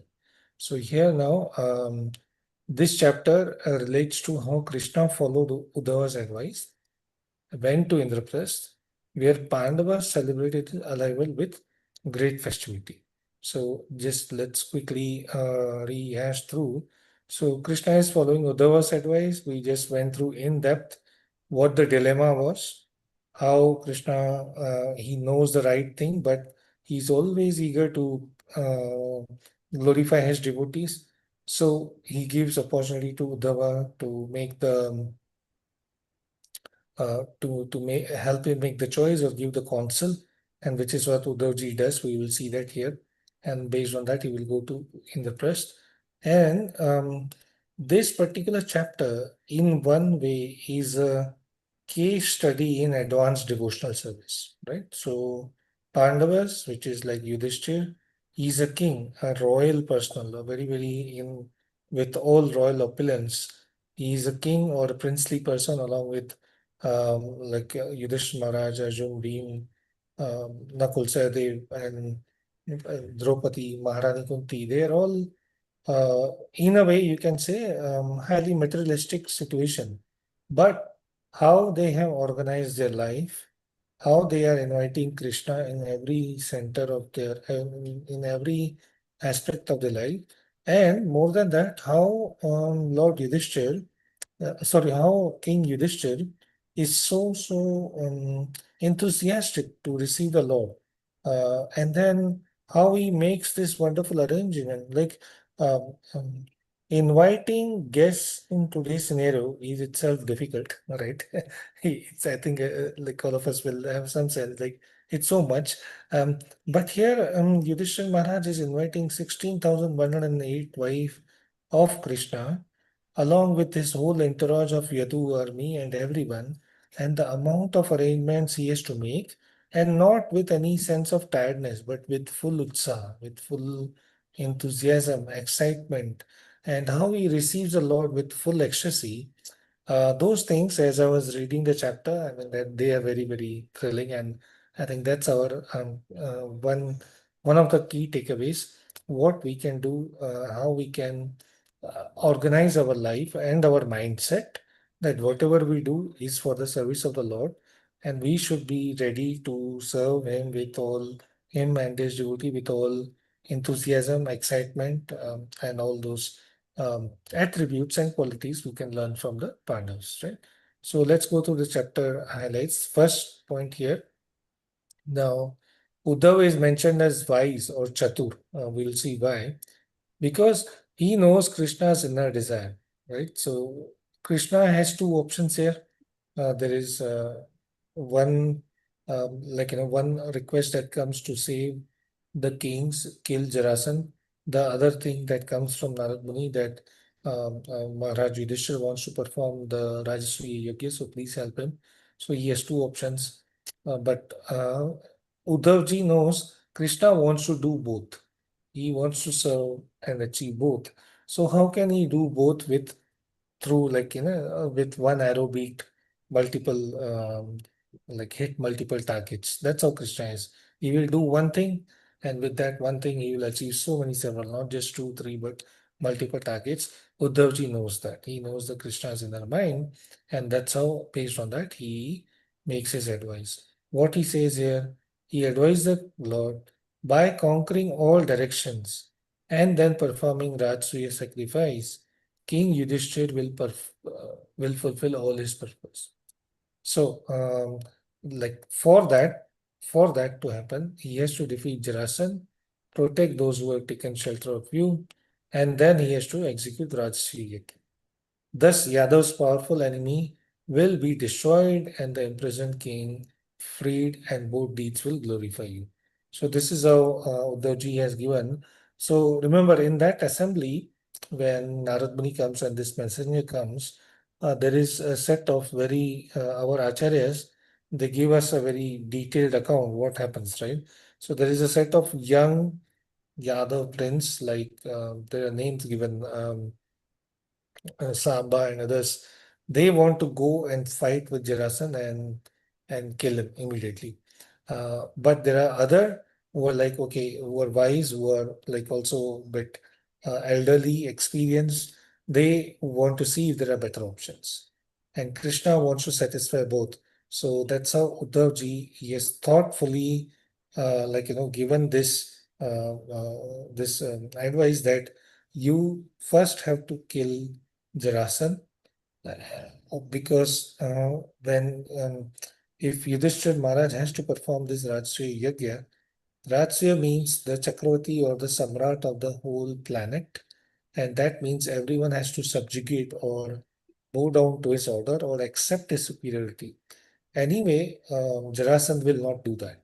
So you will have anyway have to remove him from the way, and by removing that and helping Yudhishthira Maharaj perform Rajasuya Yajna, you will be glorified. Why? Because those 20,000 wives and their relatives, they are telling their children and relatives that Krishna will come and save you. He is our only savior. We have taken shelter. So you have to make sure that their words come through, their faith becomes strong. And by narrating those accounts, people like us also get benefit that, you see how Krishna saved his devotees and how Krishna abide by the promise, dharma sanstapnata sambhavaniyo, paritrana sadhana vinashaya cha dushkitan. Like he will kill the miscreants like Jarasan and he will help the devotees. So now Uddhavji he also gives the proper direction what you need to do. So point 2 here, King Jarasan can be killed only by Bhim. How does Uddhav knows that? Because remember, we know Uddhav is a disciple of um, uh, Dev Guru Brahaspati, and he has learned astrological science from him. And through that, he can make prediction properly, accurately. Through that, he knows that Jarasan will be killed by Bhim only. Okay. Now, how can you do that? If you go with the whole army and battle, then like Jarasandh is not alone. He is supported by his whole 18 Akshonis army, which Krishna has defeated 17 times. And 18 times he just appeared to run away. That's another of his Leela. But yet, why have this whole fight? Can it be done in a better way? Yes, so Jarasandh is devoted to Brahmanas, not the fact that again we have to understand here the the the materially opulent people may show their at least in a way they show their liking to the Vedic culture and they are respectful to Brahmanas, but actually their intent is self gratification, right? They are not in gratitude or they don't want to serve the Lord. A true Brahman means he who understands the position of the Lord, you understand that I am the soul and I am dependent fully on the Supreme Personality of Godhead. Everything is orchestrated by Him, right? And that's what He advised. So if we are truly devoted to a Brahman, we follow that advice, right? We try to implement as much. But here Jarasan has no interest in that. His interest is okay, we'll serve the Brahman because it will make him feel famous and he might get some boons to have a more material and opulent life. So that's why he's there. But let's leverage that and let's have Bhima disguise himself as Brahman, go to Jarasan and beg a fight from him. So again, it's all orchestrating a Leela in a very wonderful and spicy way so we can relate that, right? But Bhima just by himself will not be able to kill. He will not be able to defeat Jarasandha. So Krishna, your presence is important. So you must be there, and only then Bhima can defeat this demon, who is so powerful. Like we just said, he has strength of 10,000 elephant. He was joined by this demoness Jara. He has been given so much benediction. He is doing this yajna. He has been able to conquer 20,000 kings, which is no joke. And he aspires to do that special yajna so that he can offer the sacrifice and please Lord Shiva and get that boon from him. So this is the whole end-to-end counsel of Uddhav. And the beauty of this counsel is he understands what Krishna's internal desire is. He reconcile and brings all the facts together that how Krishna should act in such a way that his glory is enhanced and it is also being made use by the people who are really in need, right? Like they are struck, the 20,000 kings, their families, they are struck. And also it served the purpose of the devotees. Like Yudhishthira Maharaj is so keen and excited to meet Lord Krishna and perform this Rajasuya Yajna, not for himself, but it was very clear it was to establish Krishna as the Supreme Personality of Godhead. So that was Yudhishthira's intent. And of course, as devotees, they always wanted to be in in like in unison and service of the Lord. Okay, so that's the first two sections where we went through the decision given by Uddhavji. Everyone then glorifies that and acknowledges that the young princes are not so they are very enthusiastic to go and have a battle, but they have this quality that if Krishna says something, if Uddhav says something, then we'll follow. So again, here the highlights are important that in our community, in our organization, that may be smaller like this one, or maybe huge like infinite amount of people in Krishna, there will be difference. Sometimes things may go the way you want, sometimes things may not go the way you want. But if the purpose is to serve the Lord, then we have to have faith that whatever is happening is for the pleasure of the Lord, and I have to do my part. So whether it's your way or not your way, we just have to continue to be part of it and serve. Right? Again, there is so many examples here. The extreme example we can think of is Bhishma Dev, such a wonderful devotee, but he's on the side of Kauravas, and yet through his own unique way, when he is throwing arrows at the Lord feels that they are like flowers. And in his end time, he's able to, remember the Lord, his pastimes, and he's able to glorify, right? So that's how we have to be, no matter what stage we are. As Prabhuji has taught us so many times, bhakti is totally independent. And we have been given this very wonderful compact program by Srila Prabhupada, a very crystal clear direction, no ambiguity. These instructions are very simple. The only challenges they are at times difficult to follow because of contamination in the mind we have.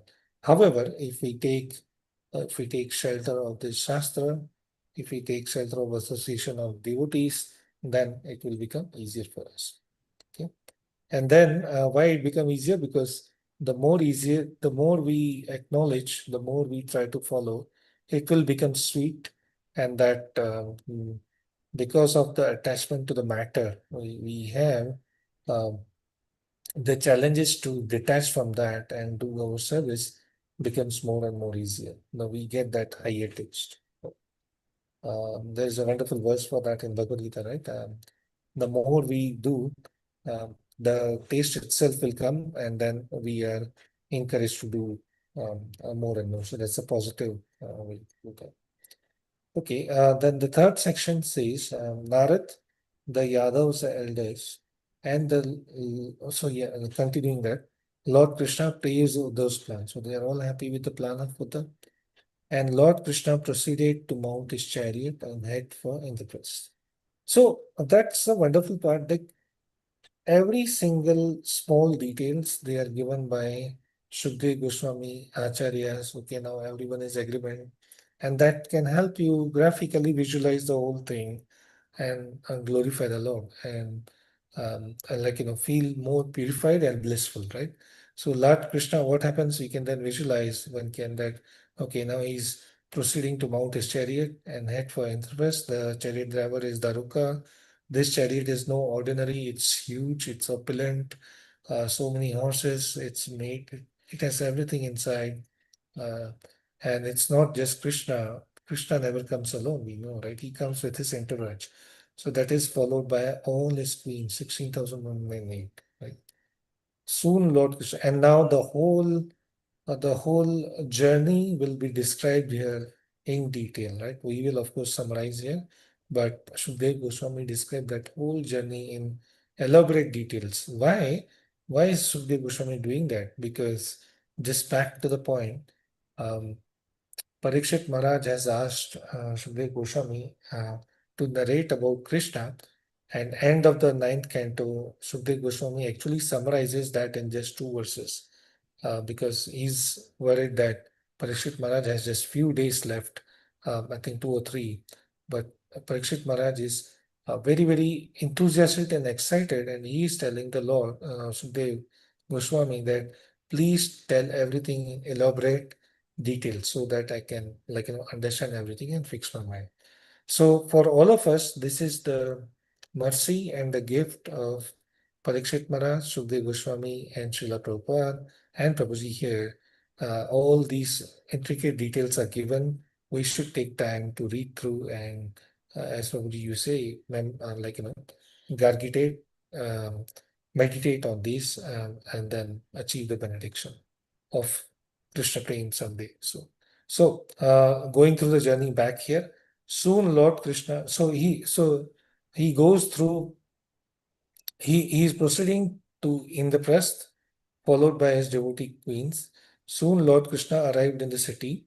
Now the whole journey is described like he passes through Gujarat, Rajasthan, Saurashtra, many different mountains. The everything is very nicely described elaborately, and how and what is done, how the arrangements are.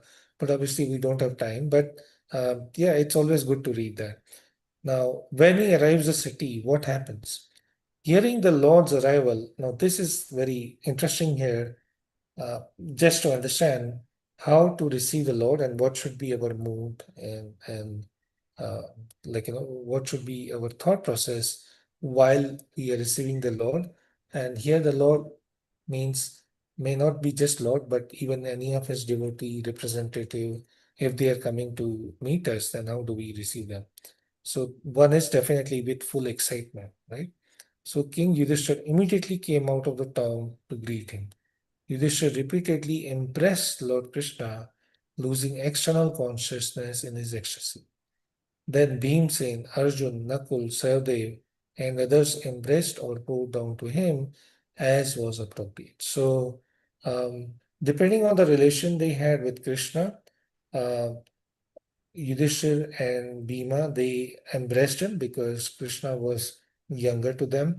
Arjun was equal to him in age, so Arjun tried to bow down and offer obeisance, but Krishna hold him no, no, and then they embrace each other. Nakul and Sadev, they fall flat, so Krishna blesses them and then raises them up and embraces them as well, right?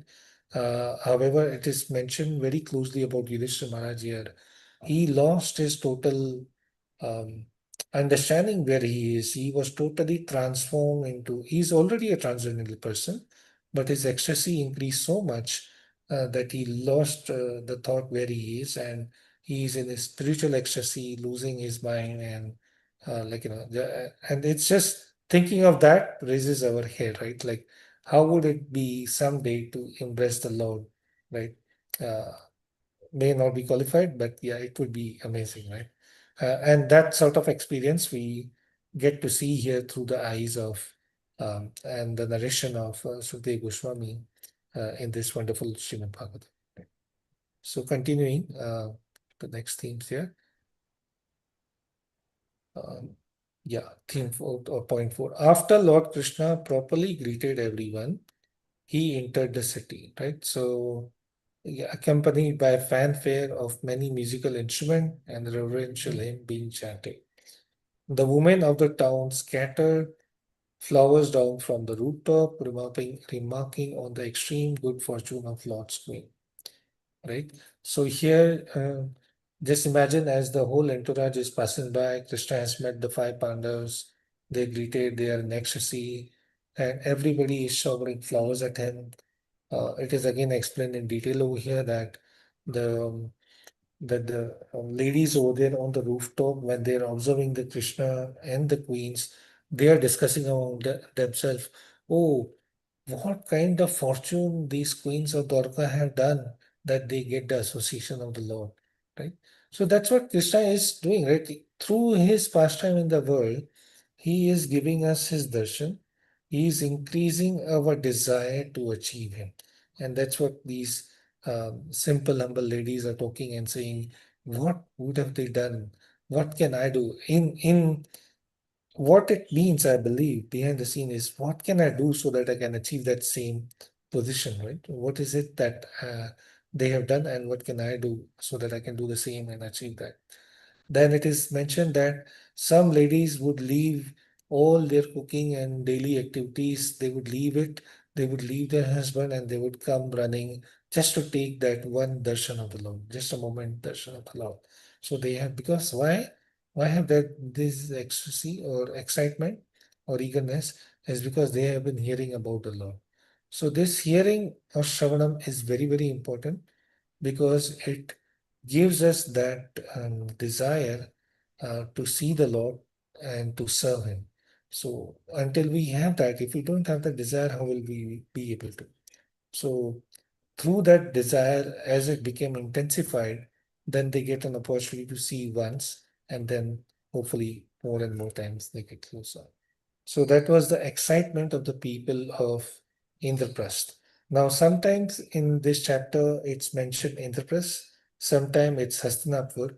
So I've personally confused why Hastinapur, because at this time Pandavas are at Indraprasth already. But then I realized that Indraprasth is actually part of Hastinapur, but it was given away to the Pandavas because Bhishma Ji wanted to divide them.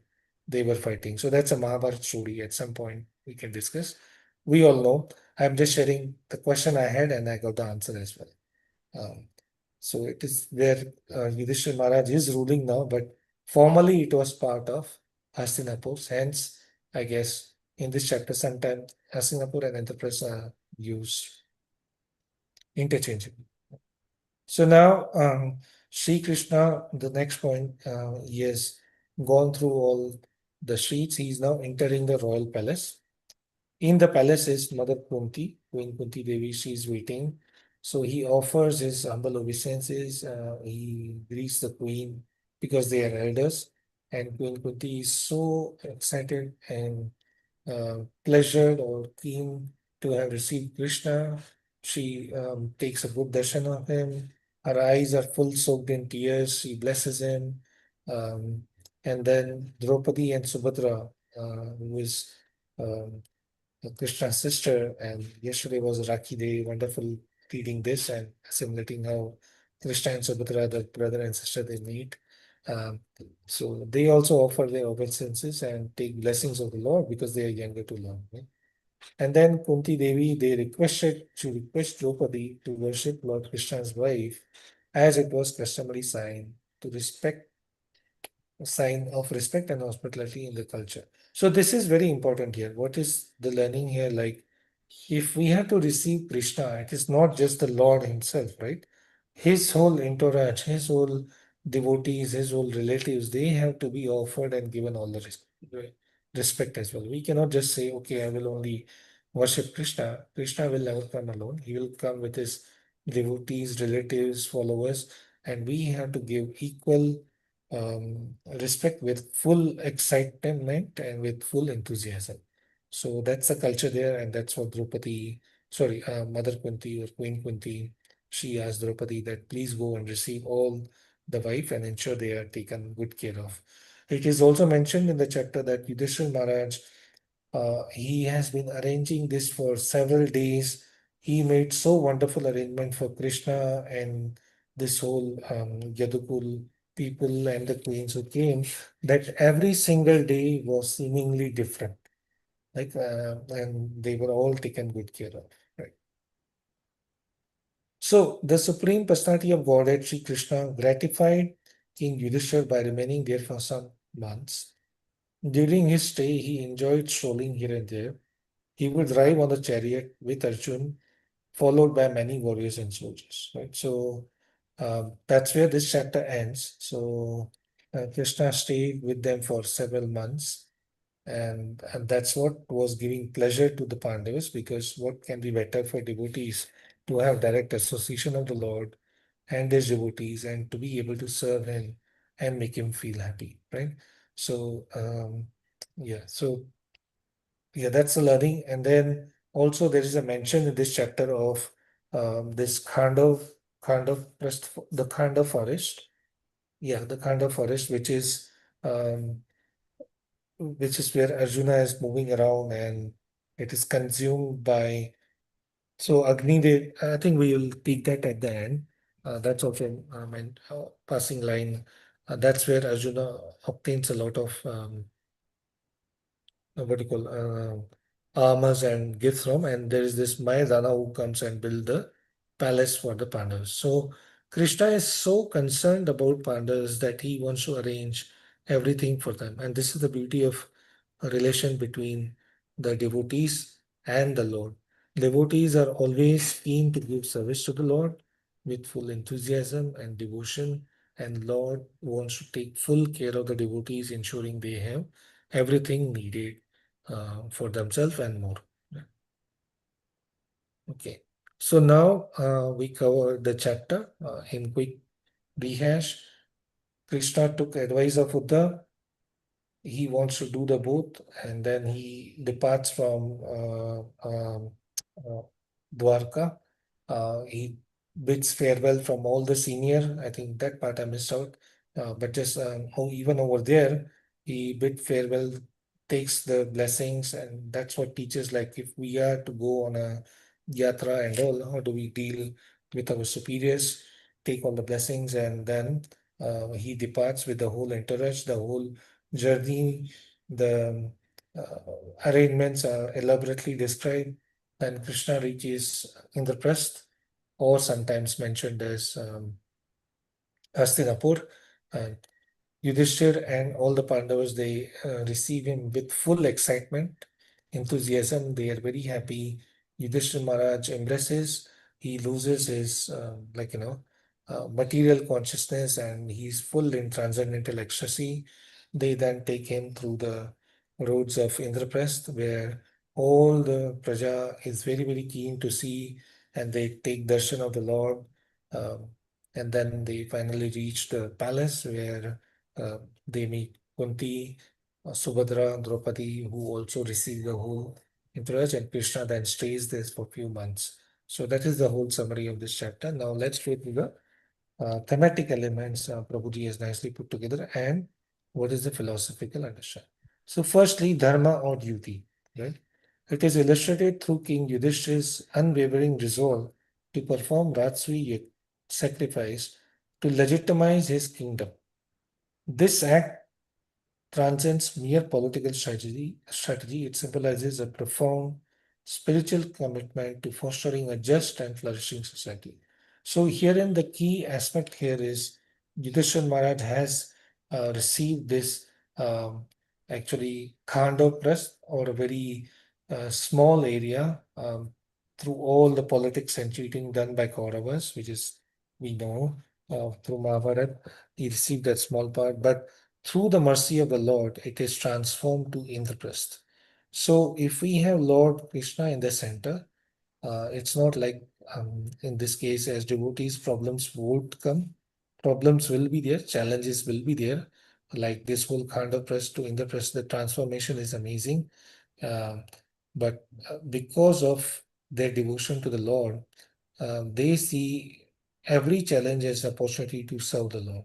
So they want to serve the Lord, and through that glorify the Lord, so that everyone can see that how devotees of the Lord are blessed and always taken care of by the Lord. Right? Now, again, Yudhishthira Maharaj want to perform this Rajsuya Yajna, not for himself, as we repeatedly said, it is to establish the authority, the superiority, the glory of the Lord. So that's a key thing. So dharma means we have to continue doing our dharma, our duty. That dharma has been given to us by Srila Prabhupada and very clear. Follow the four regulative principle, um, chant 16 rounds a day, and then associate and serve the devotees. So very crucial, clear three aspects, and we are done. That's our dharma. If we do that, we are good.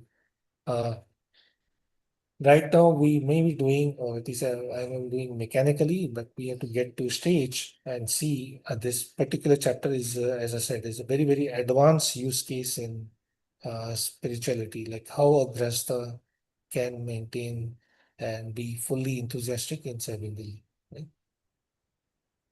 So that is there. Then that's a part of dharma and duty, friendship and loyalty. Right? So the friendship between, so Sakhya Bhav, right? So there is this six different mellows, among that Sakhya Bhav is one of them. So in this, that particular Sakhya Bhav, or that mellow in Dwarka, is seemingly given a very good highlight and view, right? So how Krishna deals with Pandavas, we consider them as equal in age, and in a friendly way, how he goes around with Arjuna, Yudhishthira, and blesses them. So these emerge as essential themes, vividly depicted in deep bonds between Pandava and Lord Krishna. The profound affection and respect they extend to him underscore the vital role of relationship in fulfilling one's duties and achieving one's aspiration. Krishna's presence not only reinforces their collective strength, but also serves as a testament to the idea that divine support is drawn from our commitment to others. Yes, so this is the important line. Divine support is drawn from our commitment to others. So keeping Krishna in the center, trying to help everyone. Srila Prabhupada has given us such a nice program. What is our way to help others? Is by distributing this um, wonderful Bhagavad Gita or the knowledge of Krishna, inviting them to Janmashtami, giving them the prasad. And when we do that, divine support is available to us. And the excellent use case we see is Srila Prabhupada himself, right? So how at the advanced age of 70, he can travel all across the world, build 100 temples. So that's all the divine mercy and the purity of Srila Prabhupada himself. So as he always say, purity is the power. Okay, so friendship and loyalty. Third theme here is divine intervention, right? So it stands out as another critical component, with Krishna acting as both guide and protector for Pandavas.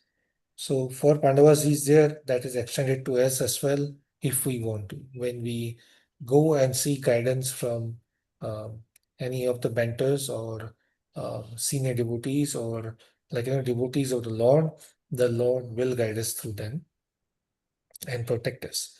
Uddhava's sagacity means intelligence, the chaturya, emphasizes that wise counsel can lead to triumphant outcomes, while Krishna's guidance highlights the imperative of aligning one's action with higher moral principle. So this is something we all must contemplate on, because at several junctures or point throughout the day, throughout the life, we will be facing multitude of different advices or different situation. So seeking a wise and the right counsel is very, very, very, very important. Otherwise, one wrong decision, one wrong choice can ruin us badly. Of course, Krishna is there, he will always protect us. So keep Krishna in the center, keep asking intensely for right guidance, and also the ability to follow that, right? Because what if we get the right guidance? Like, consider the situation of Dhritarashtra, right? There were so many people who came to him, even Lord Krishna went and guided him, but he just could not. So there can be a possibility that right guidance is given, but we are not able to take that. So we must, fervently and intensely pray for the Lord to give us the guidance, in fact, which is available. But I think more prayer that we are able to follow that correctly. And hence, divine intervention is by all means welcome to us. Yes, that's right. So finally, in essence, this text invites a profound philosophical reflection on interconnectedness of duty, friendship, divine guidance, fundamental elements in navigating life complexity while adhering to the religious principle. It posits that true victory stems not merely from physical prowess, but from unwavering moral integrity and collaboration toward creation of just and harmonious society. Right? So overall, like the Lord is not just some abstract concept or just some person or just some light sitting somewhere in the corner. Um, that's not it. That is a part of the Lord, which is we call Brahma Jyoti, but he is way beyond. He's full of different varieties. He's so many relations. He deals with them uniquely. He has a purpose. Um, He's full of all the opulence, he's intelligence, he's he's omnipresent, he's omnipotent. What else? I mean, how much we can glorify the Lord, right? So there's unlimited. All we can do is acknowledge and do our best, keep on contemplating and meditating on that. So at some point we get purified and removed from this contamination of material attachments. Right? Okay, so we have a break time.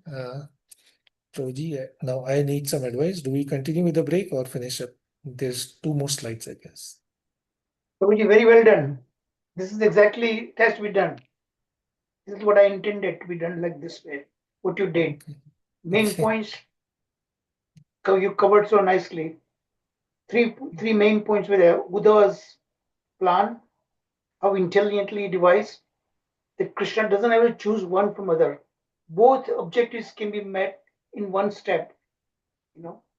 Defeating, killing Jarasandha would obviously meet the objective of Yudhishthira Maharaj, because he cannot be Chakravarti without anybody like Jarasandha standing in between. So that objective was well met, So like you explained so nicely, with few words as much as possible, So that is what I want everybody to learn. You must have a clarity of thinking. If you think clearly, then you'll be able to speak clearly. You'll be able to write very clearly. Minimum number of words. You notice my PowerPoints. So many things are there in the chapter if you read. But I focus on main points. Okay? So this is how mentally you must be clarified, clear thinking. Automatically it will follow in your speech and your writing.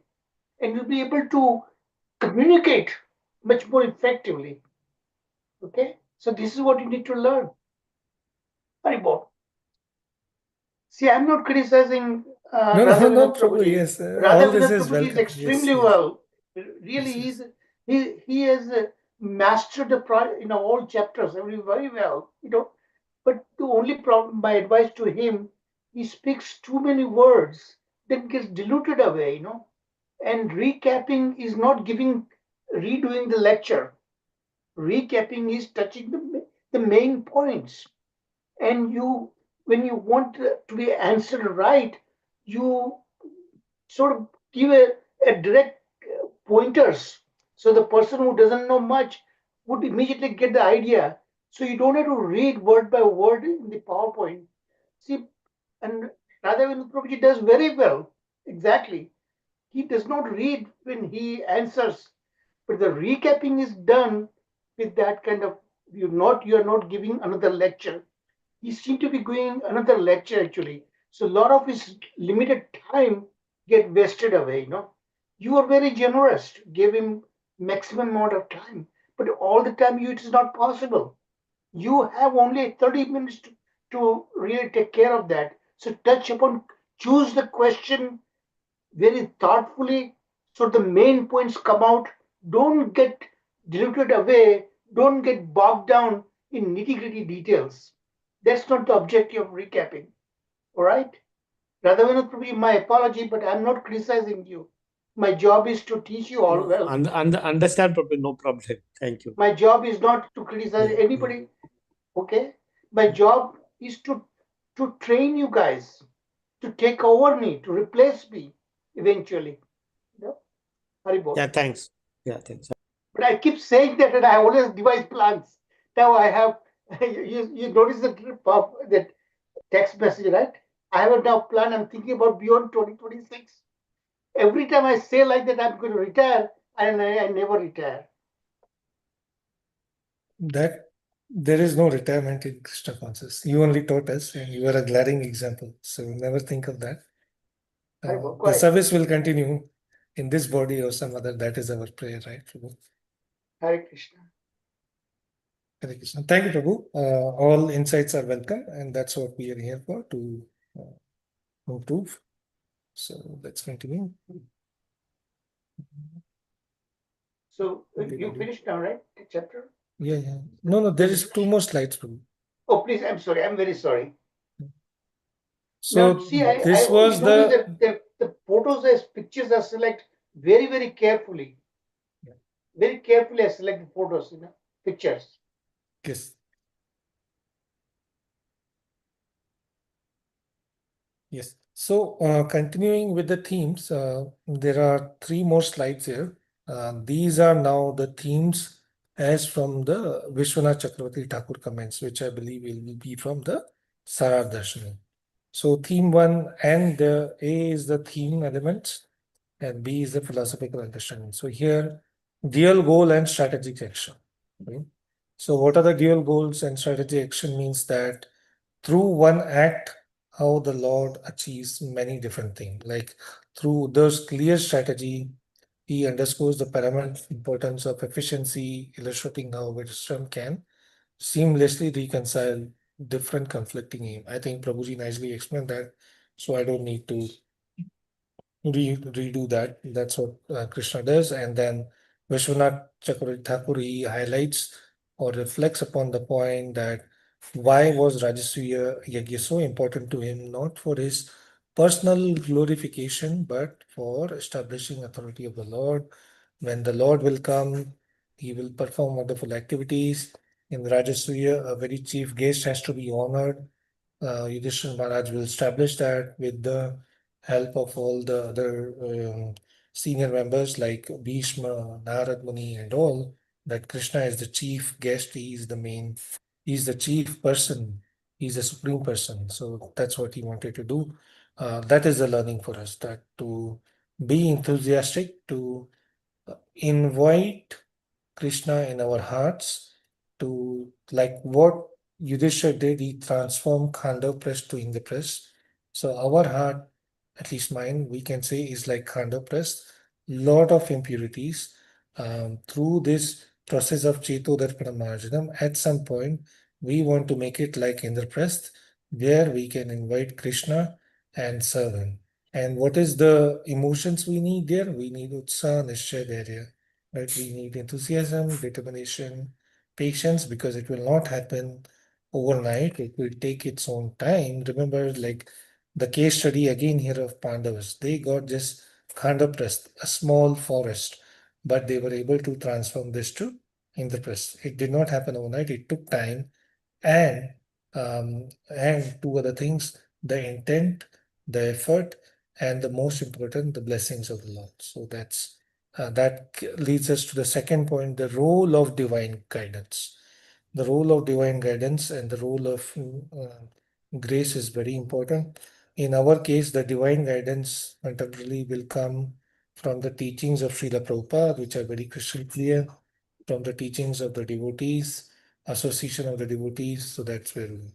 So here we see, just reading through the theme, the dialogue between Krishna and Uddhav emphasize the critical importance of spiritual guidance in pivotal decision making. Uddhav's remarkable intelligence, and hence he is called Mahamati, very, very intelligent person. It acts as a divine beacon of divine wisdom, illuminating the path for others. This signifies the essential nature of seeking and heeding spiritual counsel, especially in navigating complex dilemma. And that's where I really appreciate how ISKCON is continuously transforming. Like 10 years back when I joined, there was a lot of preaching, but now they have come up with a very, very proper and methodical structure of Bhakti Vriksha, Bhakti Vaibhav, so many different ways. There's so many different courses that are coming in that can gather to you. One of the benefiters is me myself, like how Prabhuji, you did this whole Bhakti Shastra, Bhakti Vaibhav in a very condensed way for us.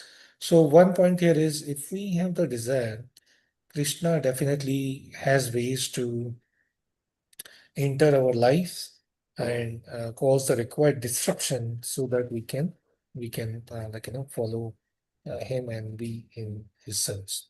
So Vishwanath Chakravarti here highlights that divine guidance, it extends beyond personal decision making, emphasizing the web of social and spiritual responsibility. The anticipation of Rajasuya sacrifice is not just personal ambition or glory, but a collective celebration of Dharma at communal level. So that's, I think we covered that, right? So it's more, again, Lord Chaitanya or Chaitanya Mahaprabhu has given us this part of this Sankirtan, where we have to always come together and glorify the Lord. And that is where that is the only and the Mahayagna of this age.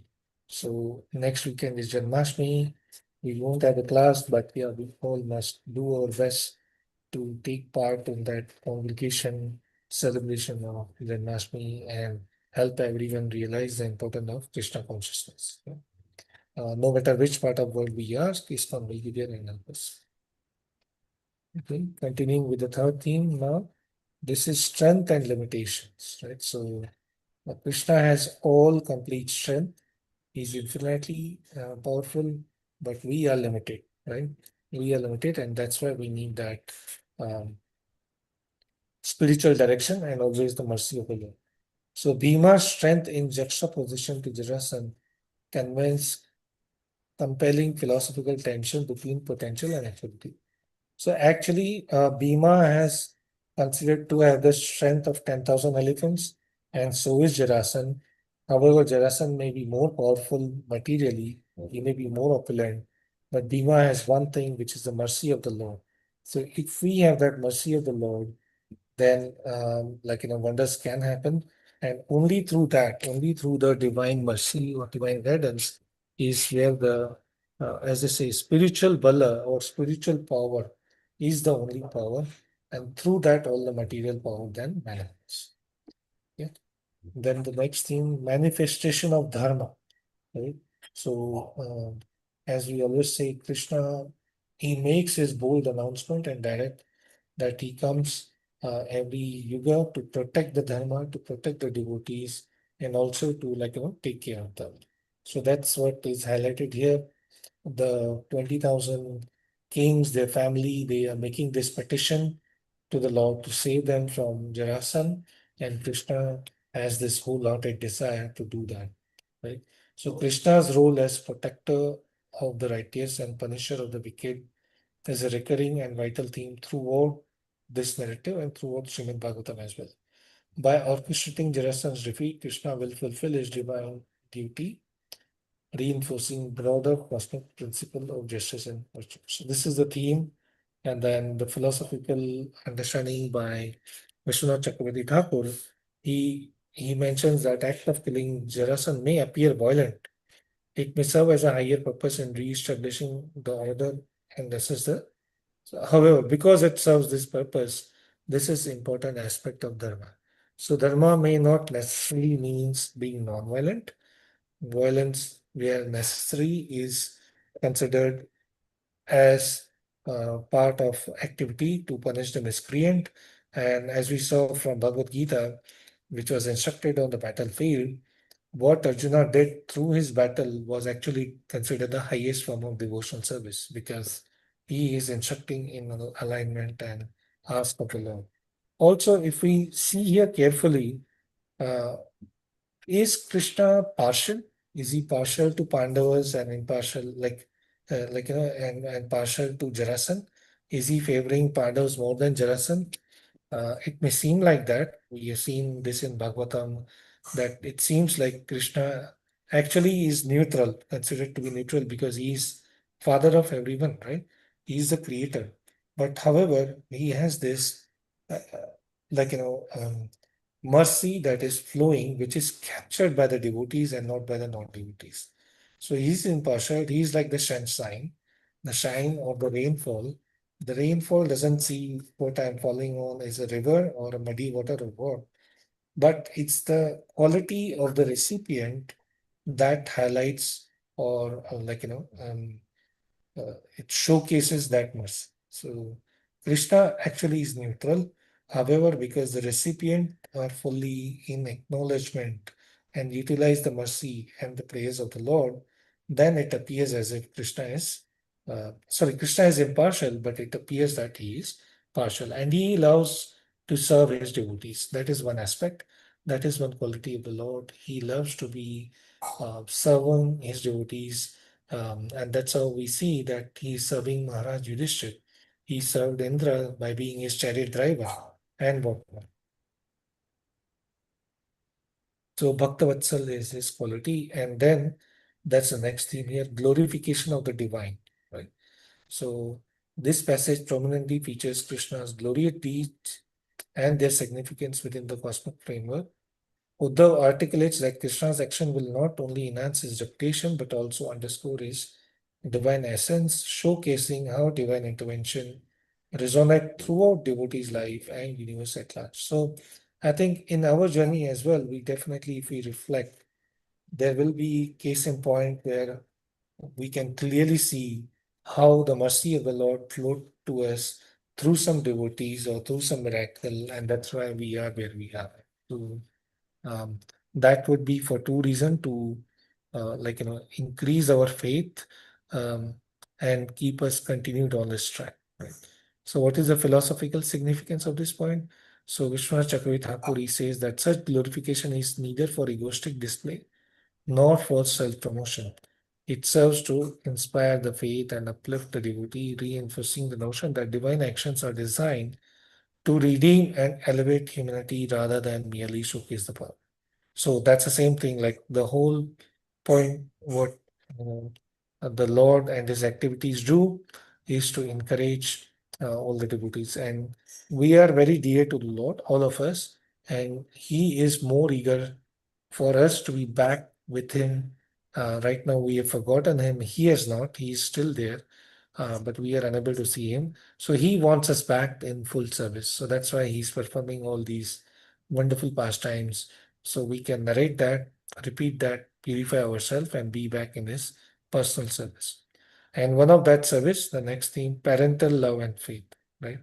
So all through this, how Kunti Devi is receiving the Lord, the amount of parental affection she has, or when in Dwarka, when Krishna is leaving and taking their farewell, then Devki and Vasudev, they are not able to bear that, but they have to because they can see the duty which Krishna has to perform.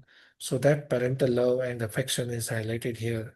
And Vishwanath Chakravarti Thakuri emphasizes that this relationship, it undergoes devotion as transformative force in securing the divine fear.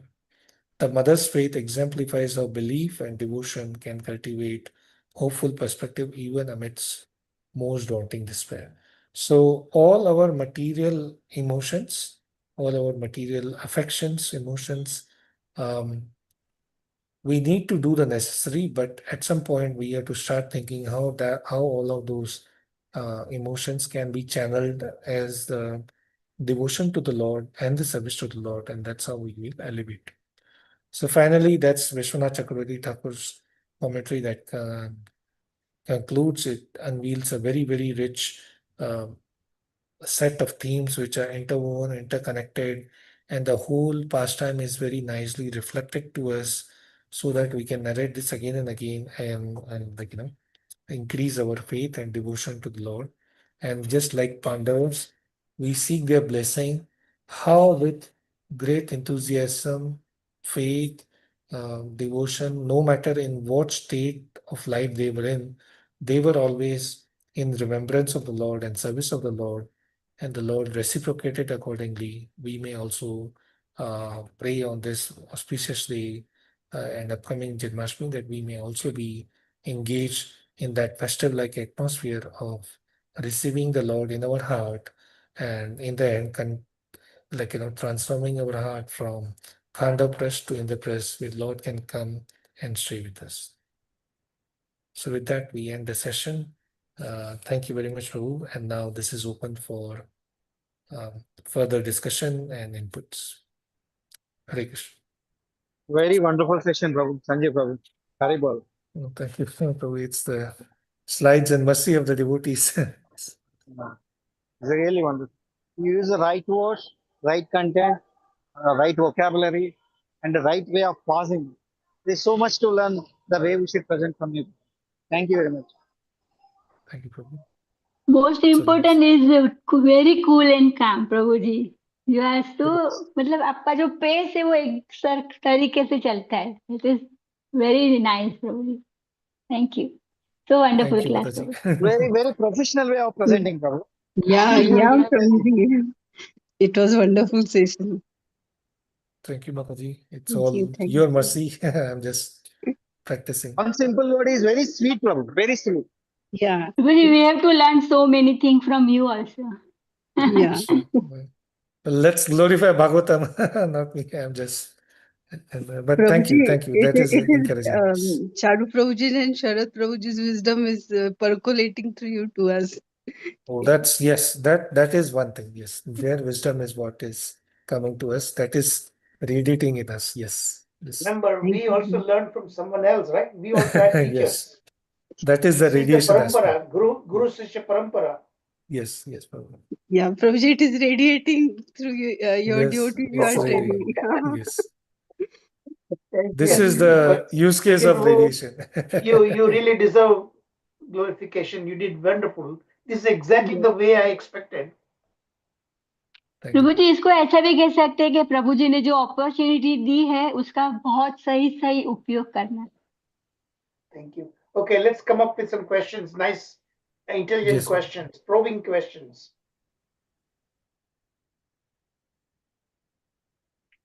Actually, I personally have one question not answered yet, while you all think. So we see in this pastime that Uddhav ji is recommending to Bhim to disguise as a Brahman and go in front of Jarasan and beg for a fight. So that's like a deception. I understand the aspect that one-to-one fight is being arranged so that the whole army does not fight with each other, right? And it is a combat between Bhimsen and Jarasan. But why does he have to go as a Brahman? He could have still gone as a Kshatriya because Jarasan follows the military code of conduct. Even if Bhima would have gone as Kshatriya, Jarasan wouldn't have killed them until they would have entered the battlefield and he would have asked him one-to-one combat. Why is he deceiving? That question is answered in the next chapter, I think. Oh, in the next chapter? Okay, then we'll wait for Yes. that. Okay, I have to study that. It is answered there. And Jarasandha could see the charade, you know. Yes. He knew exactly they were not Kshatriyas. Yes. Yes. Okay, we'll go to that. I'm yet to read that. Okay, other Hare Krishna questions? Prabhu ji. Yes, yes. Prabhu ji, one point that जब भी भगवान इंद्रप्रस्थ में दाखिल हुए तभी जो युधिष्ठिर महाराज का जो पूरा बिहेव था, मतलब वो अपने ट्रांस में नहीं थे, मतलब वो समझ में नहीं पा रहे थे कि मैं कहाँ हूँ, मतलब वो बहुत ही एक्साइटेड हो गए थे। तो ये हम समझ सकते हैं कि उनको तभी अष्ट सात्विक विकार का प्रादुर्भाव हो गया होगा, क्योंकि भगवान को देखते ही वो इतना इमोशनल हो गए होंगे। तो ये हम समझ सकते हैं कि ये अष्ट सात्विक विकार का भी एक प्रभाव होता होगा। माता जी, ऐसा स्पेसिफिक मेंशन तो नहीं था पूरे चैप्टर में, but I guess that would be waver Sharad Prabhu Charu Prabhu please add your thought, मतलब यार connecting two and two, I think आप जो बोल रहे हैं वैसा होगा। Yes yes Prabhu, I am connecting that point.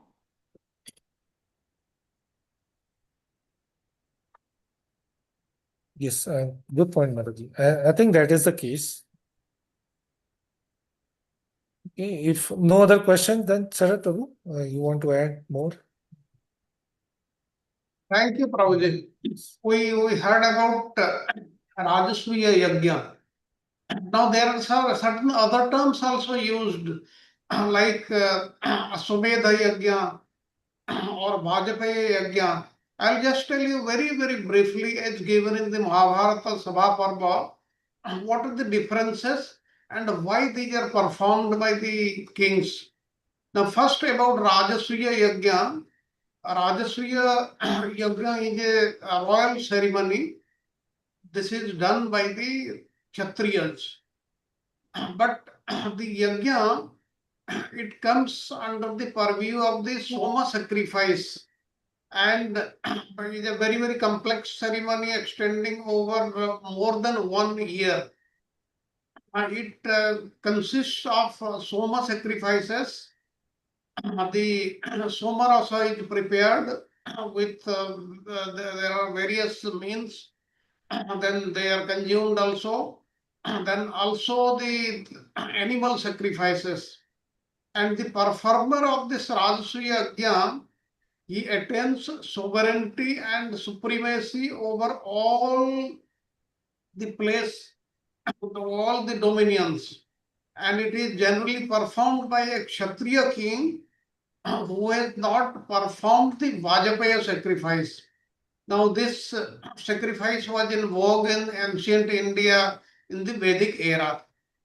When the next comes, what is then Vajpayee Yajna? Now, Vajpayee Yajna this is the last of the 7 Soma sacrifices and usually performed as an independent rite.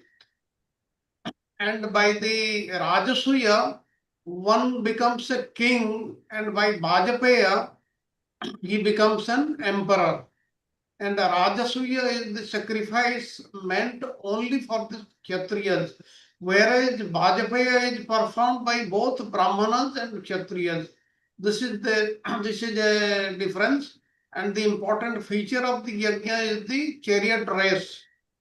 Then the third is the Aswamedha sacrifice. Aswamedha sacrifice is actually a Soma sacrifice performed by a king who is assisted by his wives and brothers. Like in Mahabharata we hear, and here, as you already know, it has happened in Ramayana and also in Mahabharata. The horse is horse starts from the capital of the king and goes all over the country, and anybody who catches that horse, does not allow it to go in his kingdom, then a war takes place. The person is subdued, and again this carries on, and they are protected by 400 soldiers, including 100 princes. This is generally the thing. Then, however, there are two major differences in the rituals. First, while the Rajasuya gives access to the heavenly planets, as a member of Indra's court, 100 Ashwamedha sacrifices can give you the post of Indra himself. That's why Indra won't permit anybody to perform 100 sacrifices. As there are examples in the Srimad Bhagavatam also we have read. Then the second and the biggest difference is the horse sacrifice that is performed only in Ashwamedha Yajna and not in Rajasuya Yajna. Anybody wants to know more about the things, they are given in the Sabha Parva of the Mahabharata, in which Narada Muni he gives the various things about all these sacrifices. Then, what is the actually chronological order in which all these the events that took place, which are described, we have studied so far in the Bhagavad Mahapurana. Now the first is Krishna. He stayed in Indraprastha for 4 months during the rainy season, because the rainy season people are required to stay in one place only. And during this time only, during this stay, Krishna burned the Khandava forest. Then won the Gandiva bow for Arjuna, and at that time he obtained Kalindi while hunting. That story we have already seen.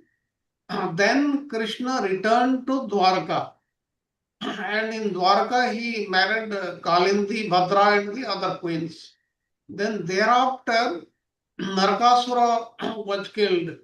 That story also we have already gone through, that the Parijata tree and all that. Then Krishna was invited to the Rajasuya Yajna of King Yudhishthira, which we studied today. This is the sequence. In Bhagavad Mahapurana, all the events, they are not given sequentially. But here in the commentary, Vishwanath Chakravarti Thakur, he has given this sequence we should remember. That's all, Prabhuji. Thank you very much.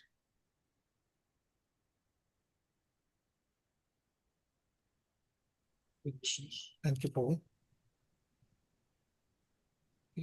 Any more questions or comments or thoughts?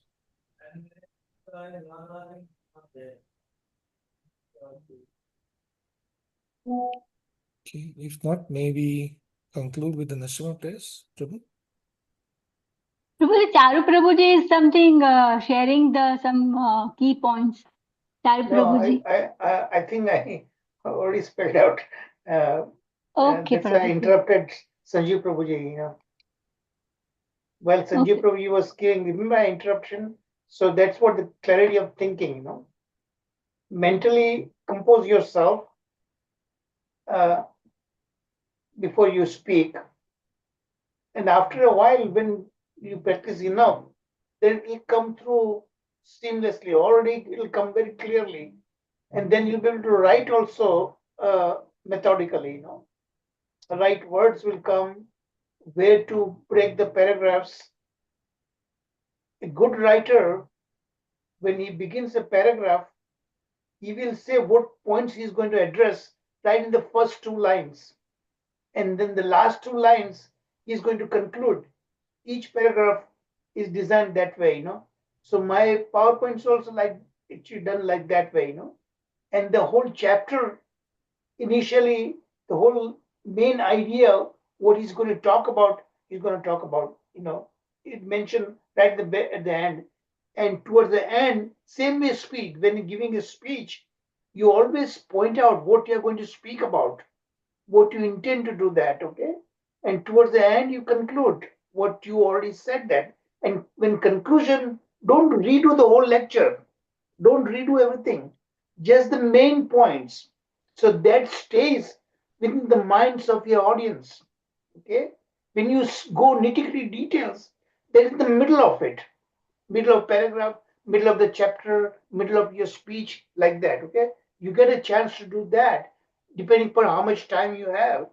But when you are going to summarize, when you're going to conclude, that conclusion is mainly bring out the main points. So that stays within the minds of your audience, you know. So that is what I wanted to say about that. This comes with practice, of course, you know. Look at all this wonderful example is Archita Mataji. She has a natural talent, you know. Others, including myself, I had to learn the hard way, okay. And then look at the remarkable progress Sanjeev Prabhu has made, Samata Mataji has made. There is, you know, like the Sakhis, all this, the Nitya Sakhi, right? So same the others are sadhana siddha. Sadhana siddha by practice. So most of us are sadhana siddha like that, you know. So that's what we need to do that, all right? Haribol. So now it's time. Sharad Prabhuji, you want to add some final points? Thank you, Prabhuji. I'll request everybody to, if you get time, the PowerPoints of 11th canto have been put. And unlike 10th canto, in 11th canto, there are very, very deep philosophical points are there. And things are really difficult to understand. And that one can understand if one has studied them before, of course, many times. So this thing is coming up. Of course, another 2 months are there. But if you get time, please read the Srimad Bhagavatam also and the slides, because they also give the commentary of the Acharya. Yeah, this is deliberation. Now we are all, hopefully, they're all trained well, you know. So now I'm giving a much deeper philosophy. And now it's not A, B, just A, B, and C now. A is the main point, description of the main point. B is the rationale behind how we select all these different headings, okay? And the third is the philosophical significance. In these three aspects, I tried to give you the deeper explanation of the philosophy behind that each chapter. Okay, so like he said, if you go through my PowerPoints, you'll be able to understand, you know. But if you don't do any of your homework, then becomes that much more difficult to understand that, you know. Now, remember, I'm assuming everyone know the main Leela, pastimes. That is not my intention to give you the pastimes again, but the pastimes that, assuming you know, how do we understand the main points behind that? What is the philosophy behind that? Why it is this way? Why it is not that way? Like that, you know. See, this Sijji Prabhuji asked a very good question here. Why this Krishna, Arjuna, Bhima went there as Brahmanas? Because Jarasandha had a reputation. He would give anything when a Brahmana asked, and they wanted a duel. Okay, so that was one of the reasons that is actually revealed in the next chapter. Jarasandha was not stupid guy. He was very smart. He washed Arjuna's thumb, and Arjuna was basically a warrior, but but particularly this bow and arrow, right? So his thumb was marked by that actually. So he immediately recognized that. Krishna also knew, he knew Krishna also. And he himself chose, as Krishna knew very well, Uddhavaji knew very well, that he is going to deliberately choose Bhima because he had that kind of ego that in duel nobody would be able to defeat him. So Bhima was the right person, and Krishna made it, Uddhavaji made it that way that he was going to select Bhima. But Uddhava suggested to take Arjuna along with him to give a choice to Jarasandha. So Jarasandha actually explains the reason why he would not fight against Krishna, because he said Krishna is the Ranichora. You ran away from the battlefield. He said that I will not fight with you. Arjuna, he would not fight because he was too young for that. And Bhima was his equal. That's why he chose Bhima. That's exactly the plan was like that. And why Uddhavaji mentioned why Krishna should be present, because remember, Jarasandha was going to be killed only one way and only one way. The way he was born, he was joined two different bodies, right? By the Jarat demoness, right? And so Krishna gives a signal to Bhima, because Bhima and Jarasandha were equal in all respect. It was difficult to imagine who is going to win. So then Krishna gives a signal. He takes a grass and split longitudinally. So people understood exactly, and he bifurcated Jarasandha. That's how he was killed. And towards the very end, how Duryodhana in Mahabharata war is explained that way also. Duryodhana and Bhima also were equal fighters. Duryodhana was not just only fighter, but he had a greater mind and intelligence than Bhima. So that is why Krishna also suggested how Bhima should be, or Duryodhana could be killed like that. So that is why Krishna helped Pandavas every step of the way, you know. So everything is being methodically explained, and that is the intellect of Vyasadeva when he composed Mahabharata. Each character, he gave a lot of thought in developing each of the characters in Mahabharata, in the whole Mahabharata story. You know? So, Hare Krishna. You see, all these three, Jarasandha, Bhima and Duryodhana, they had the power of 10,000 elephants. This was the strength they had. And they were equally powerful, all three. But because Bhima had the blessings of Krishna, he won in both the cases. This has to be understood very, very clearly. We have to, even if somebody has got strength, if he does not have the blessings or the mercy of the Supreme Lord, then he will not be successful. And remember, Balramji didn't like that. Balramji protested that. When Duryodhana was killed that way, he didn't like at all Balramji. Balramji had a very soft corner affection for Duryodhana. Duryodhana was his pet disciple. He gave Duryodhana special lessons in duel fight. Even Prabhu ji Okay, Subhadra का भी marriage करना था उनको दुर्योधन से ही Yes, okay, sir. I think the time is up now. Thank you for the Again, wonderful Sanjay class. Prabhuji, Sanjay. congratulations. Job well done. Thank you, Prabhuji. Shall I conclude the Yeah, class? please, Mataji, please go ahead. Namaste Narasimhaya. Namaste नमस्ते नरसिंहाय प्रह्लादलाददायिने प्रह्लादलाददायिने हिरण्यकशिपूर्वक्षः शीलटङ्कानकादय इतो नृसिंहो परतो नृसिंहो यतो यतो यामि ततो नृसिंहो बहिः नृसिंहो हृदये नृसिंहो नरसिंहो मदिं शरणं प्रपद्ये तव करकमलवरे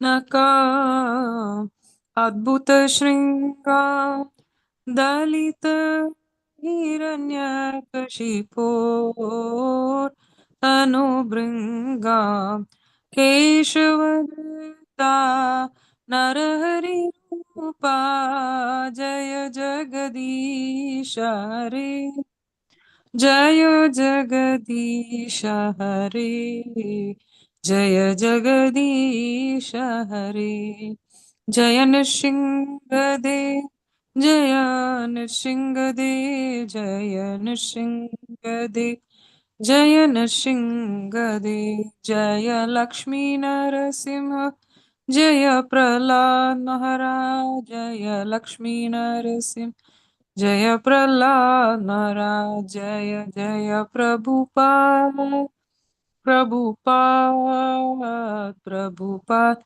जय जय प्रभुपाद भक्ति विघ्न विनाशक लक्ष्मी नृसिंह भगवान की जय श्री प्रह्लाद महाराज की जय श्रील प्रभुपाद की जय अपने अपने गुरु की जय thank you Prabhu wonderful class Sanjay Prabhu ji thank you so much wonderful slides चार Chandra Prabhu ji thank you so much Thank you, Mataji. Hari Bol. So, Sharad Prabhuji, your last words. So, I wish you all wonderful Janmashtami festival next week. Thank you, Prabhuji. Hare Krishna. Thank you Prabhu ji see you all. Thank you, Prabhuji. Hare Krishna. Danut pranam to all Thank devotees. you, Prabhuji. Hare Prabhuji, Hare Thank you, Krishna. Shyam Prabhuji. Thank you, Chandravai. Thank you, Sarad Prabhuji. Thank you, Sanjeev Prabhuji. Wonderful. Thank you so Thank much you